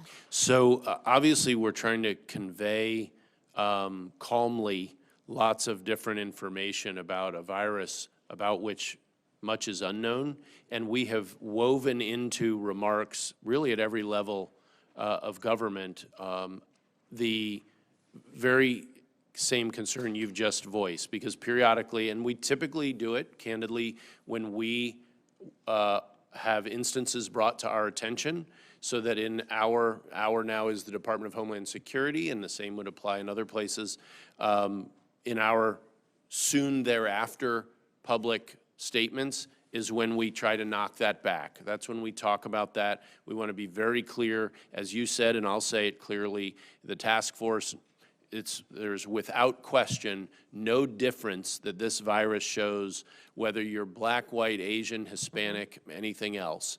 And the dangers are to the same people regardless of race, ethnicity, et cetera.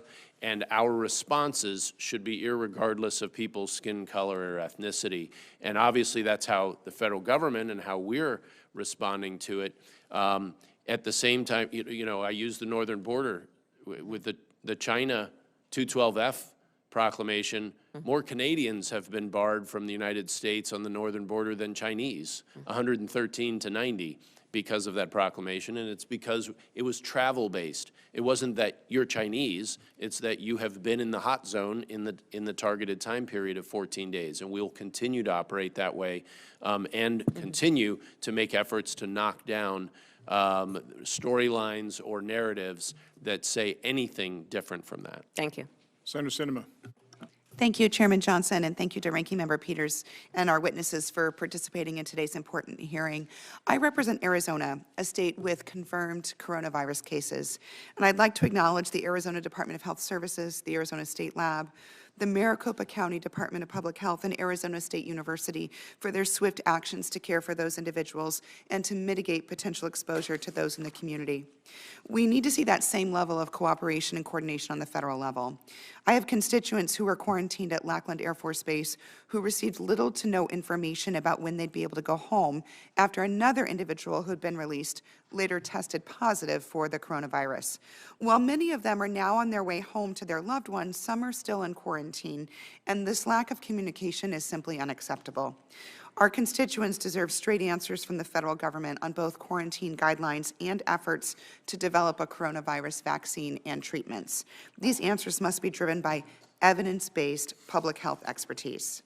My first question is actually directed to both of you.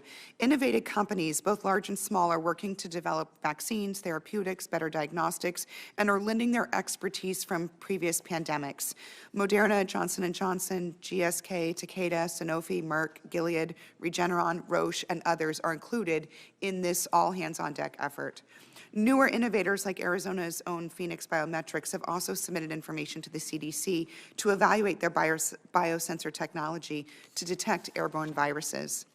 But once a vaccine is approved, what will the prioritization strategy be for its deployment, specifically targeting vulnerable populations such as seniors and those with underlying health conditions? And also, what about frontline workers at our Border Patrol stations, our ports of entry, our healthcare workers, and our service members who are stationed abroad in hard-hit countries? Ma'am, I'll take the first shot at this, and quite frankly, we have actively been out reaching out to innovative companies, and we at BARDA and ASPR, we actually have met with over 1,500, engaged 1,500 commercial entities, universities, and the like. So we'd be delighted to receive a white paper or any suggestions from your folks on this, and I'll be very happy to provide that information as well. And I think the key thing here is we're looking across the domain. BARDA yesterday put out, my director of BARDA is behind me, if I'm right, still behind me. Basically, they put out a broad area announcement to basically look for innovative ideas across the spectrum of medical countermeasures. So again, there's a way to do it both physically and, if you will, electronically engage in that area. Subject to the issue of the vaccine, clearly that's not an imminent possibility from earlier conversations. 12 months to more like 18 months when we would have something, and the scale of that availability will be dependent on the kind of vaccine that will be developed. And right now there are primarily 3 candidates that are being considered. Moderna is one, Johnson & Johnson or Janssen has another, and then there's Sanofi as well as the third. So much of what will be available will be determined on the prioritization you identify. Clearly, there's a national security component in this, what we would need to protect our forces. There's also the criticality of how do we protect the people on front lines like healthcare workers, and then, as you highlighted, the vulnerable populations, which are significant in our country, but still. And so that's all have to be factored into that. And again, those are, I think, answers yet to be determined, based on, like you said, the best evidence and scientific answers that we can come up in the time that we have.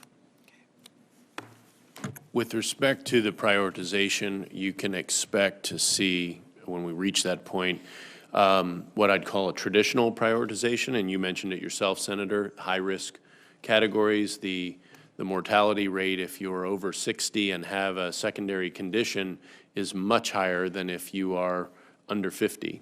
And so limited supply will be funneled to the priority categories that, as typically happens already. We are also going to have to work through exactly the kind of challenges you described, the force protection, as well as frontline law enforcement and first responders, the people who come face to face, and healthcare workers. I'm sure you're familiar with the sort of the first doctor in China to really speak publicly about this has now passed away, and he was an otherwise healthy 34-year-old. But healthcare workers are a limited resource in the sense that nothing any of us are going to do here will make more healthcare workers to fight this battle. So they get priority to care for them because we need them to care for everyone else. And that priority will go forward, and it'll be similar for first responders. So you can fully expect to see that play out. And in your state, as a border state, that will include Border Patrol agents and so forth who man those posts and deal with people who don't come in with documentation, who don't come in with medical histories. Right. And we have to be very, very cautious in those circumstances. And frankly, one or two people in a facility like that can wipe that facility out for utility purposes. Right. Thank you. Yes, ma'am. My second question is for Dr. Kadlec. The FDA recently announced it will allow more types of respirators to be used by healthcare personnel as part of the coronavirus response to address shortage concerns. This week, Senator Deb Fischer and I introduced the Healthcare Workforce Protection Act. It addresses manufacturer liability concerns by amending the Public Readiness and Emergency Preparedness Act to include respirators that are certified by the National Institute for Occupational Safety and Health. Could you talk a little bit about some of the coordination efforts that your office is leading to ensure adequate supplies of protective equipment, including efforts to incentivize manufacturers to increase production? Well, thank you, ma'am, for that question. That's a critical issue that has to be addressed. I happened to be on the HELP Committee at the time when the PrEP Act was originally considered and enacted. So I have firsthand experience. And one thing that we didn't consider at that time, quite frankly, is the situation we have here right now, which is then we thought a pandemic of influenza would be the principal threat we would have to confront. And with that, we focused a lot on the idea of medical countermeasures that would be necessary to protect our frontline healthcare workers and vulnerable populations, vaccines, therapeutics like antivirals, and diagnostics and the like. And again, and with that, the PrEP Act was focused on those particular things and did not include respirators. And that was years ago a little bit of an oversight, but has significant implications today. And I want to thank you for introducing that bill with Senator Fischer and acknowledge that on the House there's a companion bill with Representative Bacon and Tonko. And I would hope that Congress would make action on it. We did try to make an effort to have it included in the supplemental language, but we're unable to. But this is vital, I think, for the producers of these products who, as you pointed out, the Food and Drug Administration gave an emergency use authorization, which allows non-medical N95 respirators to be used by the healthcare industry. That is vital to do that. We have a requirement that for healthcare workers, depending on how severe this outbreak is, for 1 billion to a couple of billion N95 respirators, and there is no physical way that we can produce those respirators, particularly the medical ones, which are important, particularly in the use in the operating room, intensive care units that are splash resistant. But we can use other ones that are used by industry, which are not splash resistant, that can be used in other healthcare settings that would incredibly expand our ability to protect frontline healthcare workers. Because right now, the only thing we have is that personal protective equipment to protect our frontline healthcare workers and first responders. So thank you. Thank you. Thank you, Mr. Chairman. Thanks, Senator Sinema. Senator Hassan has a couple extra questions. Well, I appreciate this very much, Mr. Chair, and I appreciate our witnesses' stamina, because I know you started at 8 o'clock this morning with all senators briefing. Look, I just wanted to circle back, Mr. Cuccinelli, to something you had talked about on the cruise ship issue. We learned some lessons from the Diamond Princess, right? The first positive test, I think, was February 1st on that ship. It took several days at least before a quarantine was implemented. At the end of the day, there were 3,700 people on board, 700 tested positive, 6 deaths. And so we determined, I thought, that it wasn't a good idea if there's a positive result on a cruise ship to keep everybody on that cruise ship together.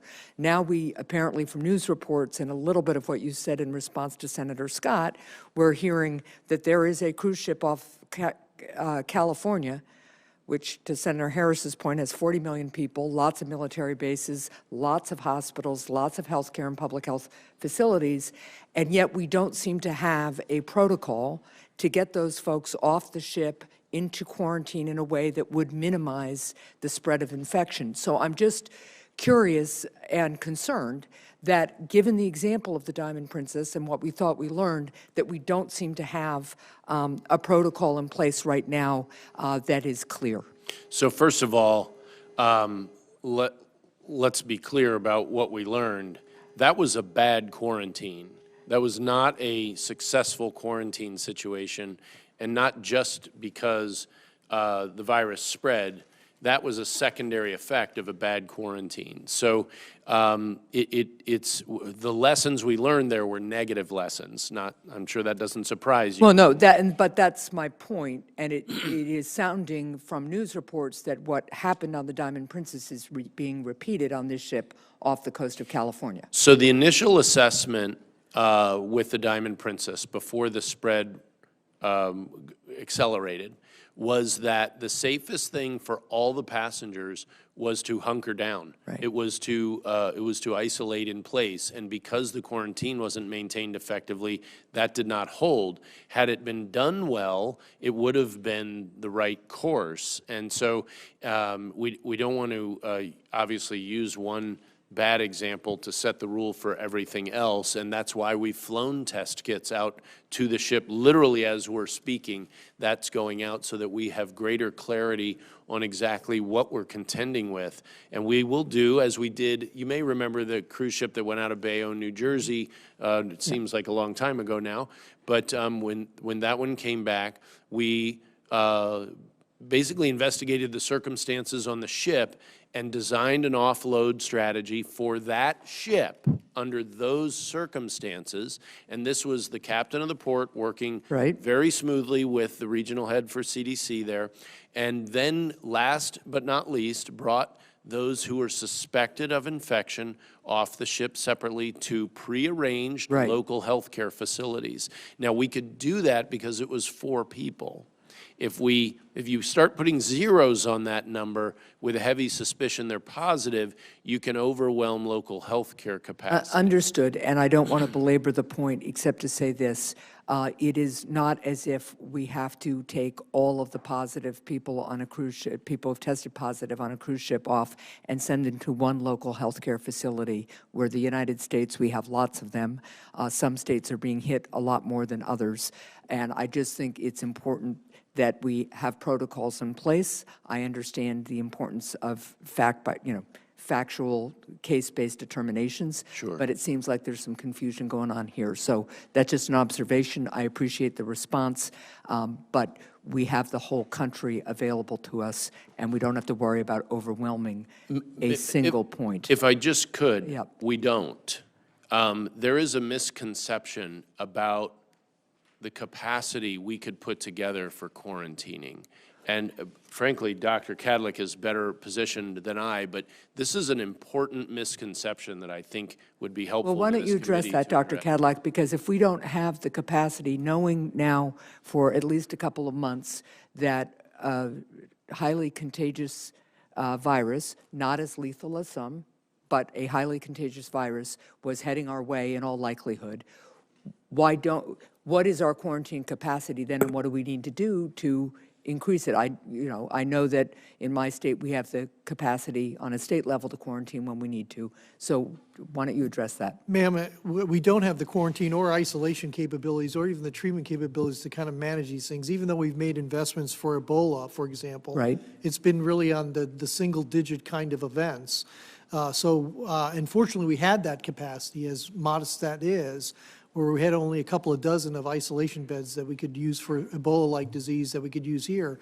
And we maxed out that capacity, particularly at University of Nebraska, where they have 12 beds, and they expanded to 16 beds for us to basically help take care of the most seriously at-risk personnel from the Diamond Princess. So I think there's another area for, I think, Congress to consider is how do we do this in the future, given the nature of what we experienced, and to the chairman's point, this ain't the last one. There'll be another one behind it. As Well, and how do we ramp up now if we need to is the other thing, because again, we're Americans, we know how to do things, and we do hard things, and we can ramp up capacity. We have a lot of resources, and we have a lot of smart and able people, and we are good people who want to take care of each other. So let's figure this out. One other question, just to follow up on something Senator Harris was touching on. As we know, a lot of people who should stay home if they get sick, to Senator Harris's point, can't stay home and still feed their families and pay the rent. So I wanted, Mr. Kadlec, just to follow up with you on a question I posed earlier this week in one of our briefings. Sometimes the federal government invokes authorities to help those in need during a natural disaster by, for instance, providing SNAP benefits and temporary assistance for needy families to go beyond those typically eligible. Since we know many of our citizens can't afford to miss a day of work, and they face very real financial burdens, have you considered providing similar support during a public health emergency?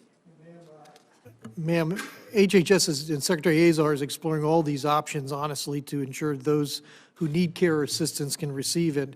And assuming funding, there are potentially through a supplemental, HHS does have authorities to not only reimburse hospitals, potentially do these other things. So I think. So when are we going to have a determination then about whether you're going to do it? Because again, we have a virus spreading in our country. If people know that they could get SNAP benefits or TANF, if they need to stay home, they're more likely right now to self-quarantine when we need them to. So when's the answer going to come? Ma'am, I'll have to get you a firm answer on that, but I'll take the question back. Yeah, well, it's a question that's been asked already this week. It's a question that needs an answer.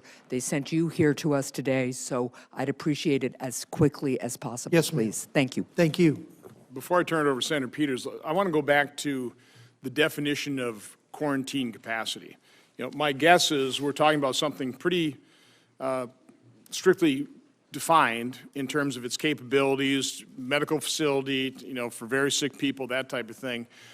If we have to, I mean, again, if this thing becomes more and more significant, there are things we can do. It may not be perfectly defined quarantine facility, but you can still do things. Can you just define, when you say we have limited capacity, I'm not denying that, but in what way is it limited? Sir, for institutional quarantine, we have limited capacities, and in fact, DOD was vital and instrumental to basically accommodate individuals and disrupt some of their activities, training and otherwise. Okay, define, again, you know what institutional quarantine, what does that mean? It's basically having dorm rooms or places where you can put people. Probably the best place you can quarantine people is in their homes. And in the cases of Wuhan and the Diamond Princess, that was not necessarily feasible when you're basically trying to move a large group of people who are representative across the nation and realize they are at risk and potentially could be at risk to society. You have to put them in one place at one time and monitor them over time.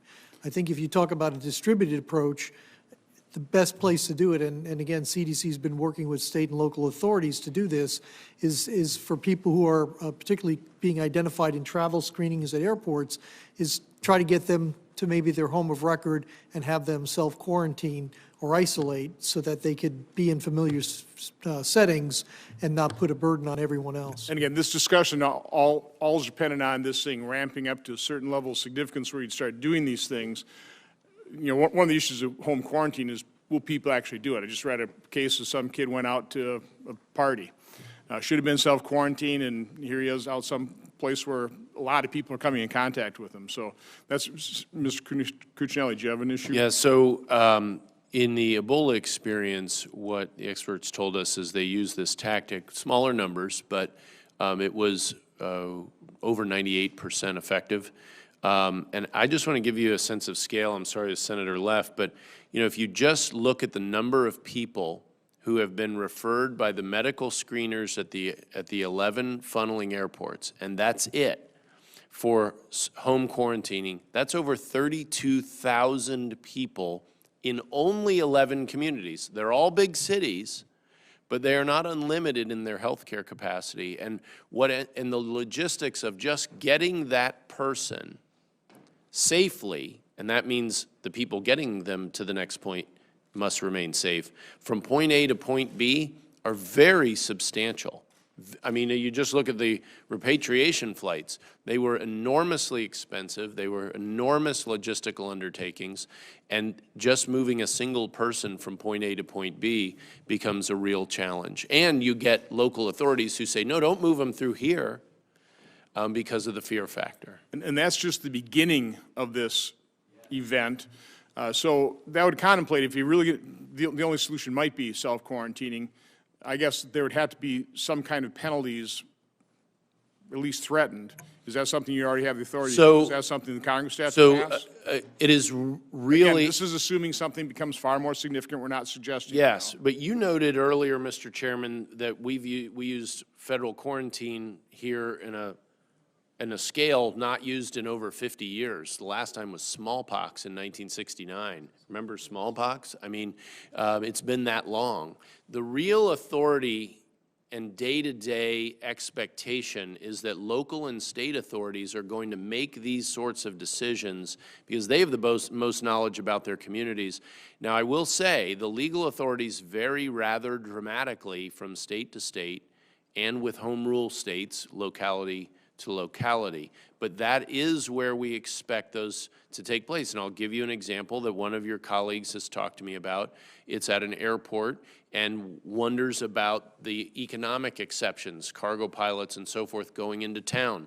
Well, their equivalent of Secretary Azar, the state equivalent, I talked to their attorney general, has the legal authority to keep them in the plane and to force that company effectively to use 2 crews and fly in, turn it around, fly out, like we're doing with the Coast Guard with ships frequently.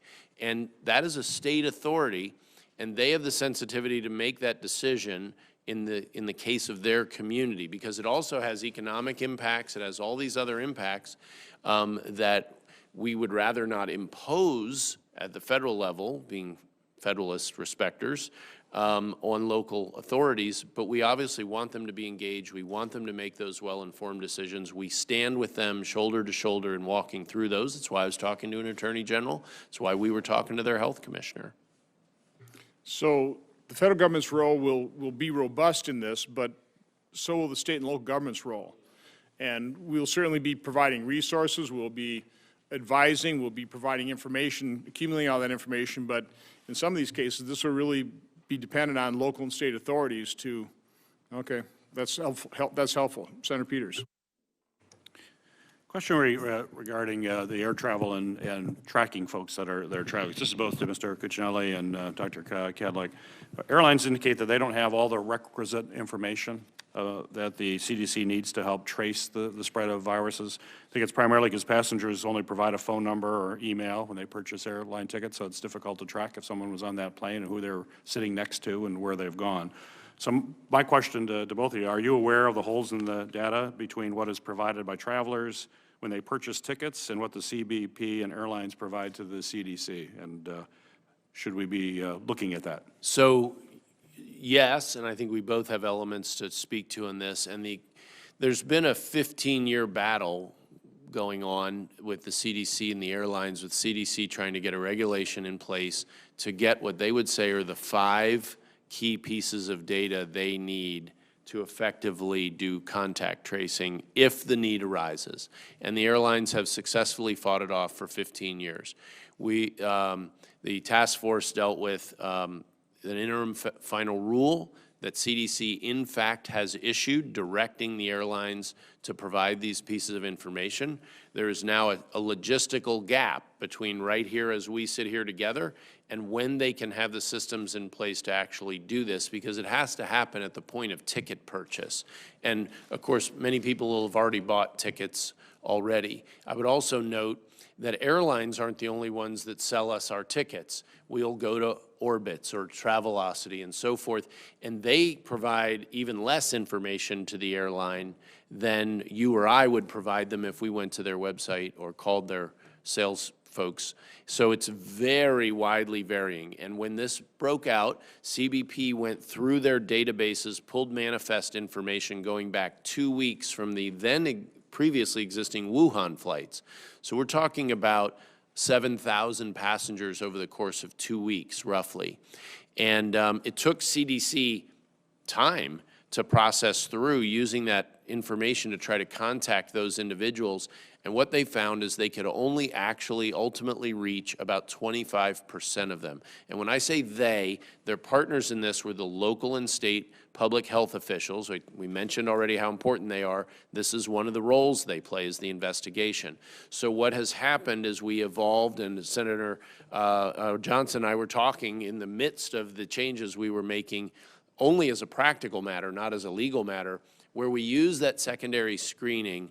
We brought on more contractors and got CDC to give us, meaning the DHS personnel there, their computers, and we started just manually entering this information, one person at a time, straight into their system. Now, since that time, they have been able to contact well over 95% of the people they've been trying to contact. And again, they in this situation is heavily weighted to local and state public health authorities. That's who gets this information. CDC works with them, but they're the ones really with the pulling the oars on this work. So that has changed dramatically, and you can expect, Senator, that when the IFR is functionally in place, not merely legally in place, but the airlines are collecting and delivering this information immediately, we should maintain that level of performance, above 95% contact rates. Let me quick interject, because I think this is, from my standpoint, one of the prime examples of how responsive the administration has been here. You know, in some of our briefings, I was not getting satisfactory answers out of the CDC. I think you remember that all Senate briefing, we talked about that. I'm talking to Ken, and really in a very rapid period of time. Again, you're already on the case. You change that procedure so you can capture that information. So again, that's what I'm saying. From my own personal experience, this administration has been on top of these issues, grappling with gaps, and then trying to correct them as they can as rapidly as they can correct these issues. So anyway, Senator Peters. Well, as we were talking about the cooperation between industry and government sharing that information, it's also critical we're doing that in the supply chains we've talked about here in the hearing throughout the day, that we've got to have data as to where things are in the chain. So, Dr. Kadlec, information sharing is important, and my question is, are you receiving the information that you need from interagency counterparts, such as data from manufacturers collected by the FDA, to adequately assess supply chain security and where those vulnerabilities are? And if not, what more should we be doing? Sir, the way we've organized this, and again, since FDA has authorities to have that kind of commercial proprietary information, I look to Dr. Hahn to basically provide me his kind of analysis of what is necessary and not getting into the details. So he is part of our team. FDA is embedded in what we're doing. They have the inside authorities to do that kind of work. And we look to them to provide the guidance as well as awareness as to anything that may be awry or at risk. So my understanding is the pandemic influenza plan did not formally address drug delivery devices such as needles and syringes, which would be important for vaccines, mass vaccines, for example. What steps is HHS taking to ensure that these types of supplies are available to respond to this outbreak? Sir, there are a couple of ways. I mean, obviously, you can do it the old-fashioned way and buy it. However, a lot of that material is kind of just in time, so the ability to provide, for example, for a pandemic influenza, you may need 600 million or more, more like 800 million needles and syringes to do that. Now, that's a lot of needles and syringes, right? And so whether or not that can be stockpiled, we've been looking to innovate around that. We've worked with very innovative companies called Abiject that is looking to be able to just-in-time mass manufacture of a very simplified one-dose, non-reusable needle and syringe.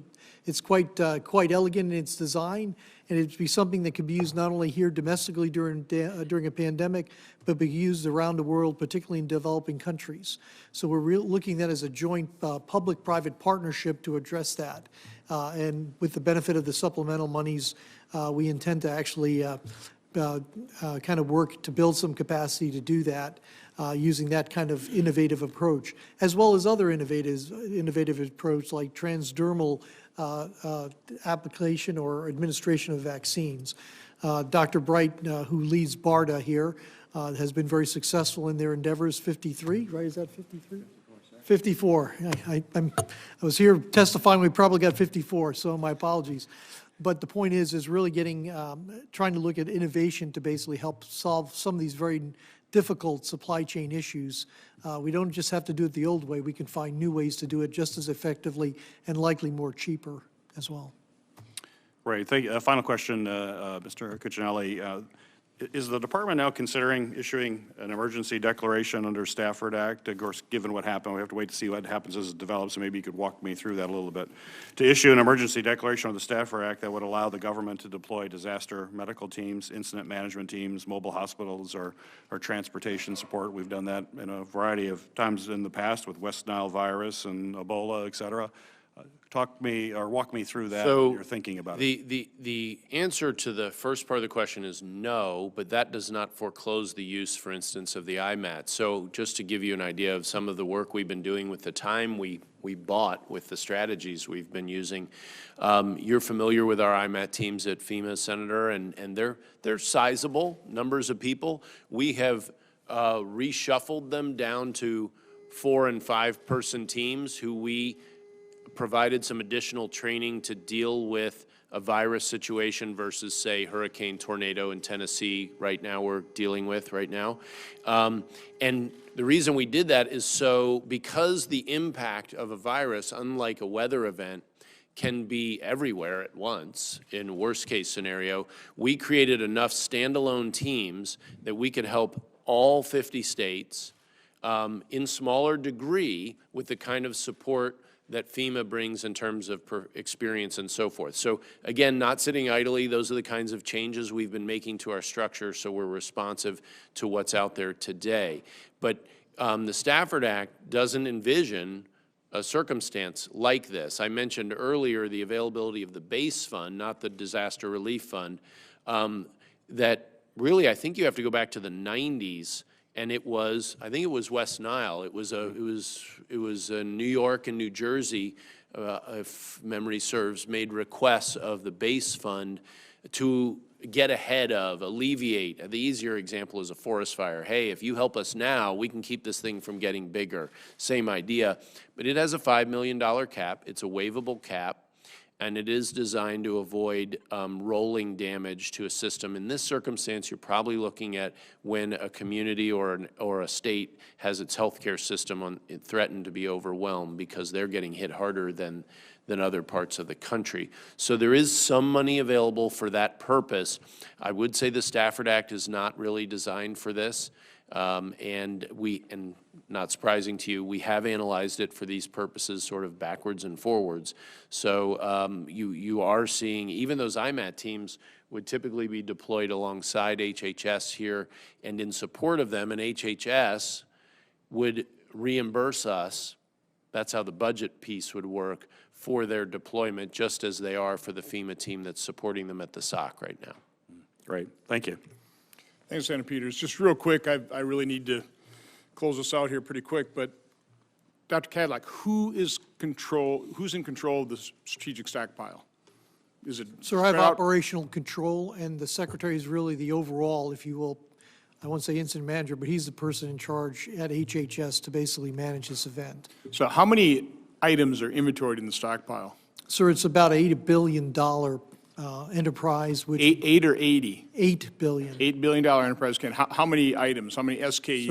So hundreds of vaccines, therapeutics, all kinds of supplies, masks.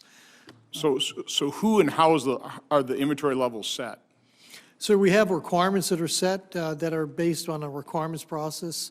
Some of it's been fixated on the basis of what can we buy or what can we afford to buy as much as what we may need, So particularly. how close are we to actually having the required levels in inventory now? Sir, I'd have to give you a detailed kind of answer Okay. back on that, but I think the Again, thing that's- is, it is something, we have a multi-year budget that looks at what we would need to do it, so I think you can look back over the last 5 years as what should be those levels of funding that reflect many of those requirements. So again, the point wasn't to get the answer to my questions, but to just raise the issue. From my standpoint, in terms of the supply chain and what we need in the stockpile, we have the short-term situation about what we need now and how are we going to procure it, so that if this thing continues to get worse and worse, we've got the supplies. And recognizing, again, not to create unrealistic expectations, it takes time to manufacture things. And if it's not in stockpile right now, those are going to be some issues. But again, really appreciate your pointing out that our first strategic stockpile is the number of doctors and nurses and healthcare professionals, and that's a finite amount. And so we need to protect them first. But then long-term, I told Senator Hawley on his way out, we do need to take a look at how we fill that stockpile. Do we, based on our experience of how this all ends up, what inventory levels should be there, what things should be inventoried, how much money should we spend? Again, I think somebody pointed out the aircraft carrier. This is $8 billion versus $17 billion. Hopefully we learn from this, and I certainly want to use this committee, and I'd imagine you're the person to deal with in terms of what we need to pass legislatively to make sure that we are better prepared next time. Yes. Learn the lessons from this episode and be better prepared. And I will also say, to me, it's ridiculous. I'm a manufacturer, okay? I'm all for global supply chains, but when we have an FDA approving drugs for use in America, the fact that we've really put ourselves in a position where I think it's about 70-some% of the API comes from India, correct? Yes, sir. A lot of it comes from overseas. I mean, a lot of stuff comes from China, but I mean, that's not a labor-intensive manufacturing process, I wouldn't believe. So there's no reason, I don't believe, that the FDA, okay, it's an approved drug here, it needs to be manufactured here. We do need to take a look at these things and be smart about this. It's the way you do it in industry, we need to do the same thing from a standpoint of government as well. So really want to work with you when the dust settles on this, when we get by this event, we've got to prepare better, and I think it's going to require legislation and appropriation, but it's going to require thoughtful analysis. And so to close this out, I want to thank all the committee members. They're not here, but hopefully they'll hear it, for their respectful questions, for their attendance, and I want to thank you. I hope the press, I hope the American people are listening to the thoughtful responses. It would give them a fair amount of confidence. This is uncertain. We don't know where this is going to go. But from my standpoint, having dealt directly with members of the administration and people throughout these agencies, first of all, thank the men and women of your agencies. But this is being carefully considered. We are thoughtfully working our way through this process in a very uncertain situation. So again, thank you, thank the men and women of your agencies. Again, I really do appreciate the members of this committee being very respectful and thoughtful in their questions as well. The hearing record will remain open for 15 days until March 20th at 5 p.m. for the submission of statements and questions for the record. This hearing is adjourned.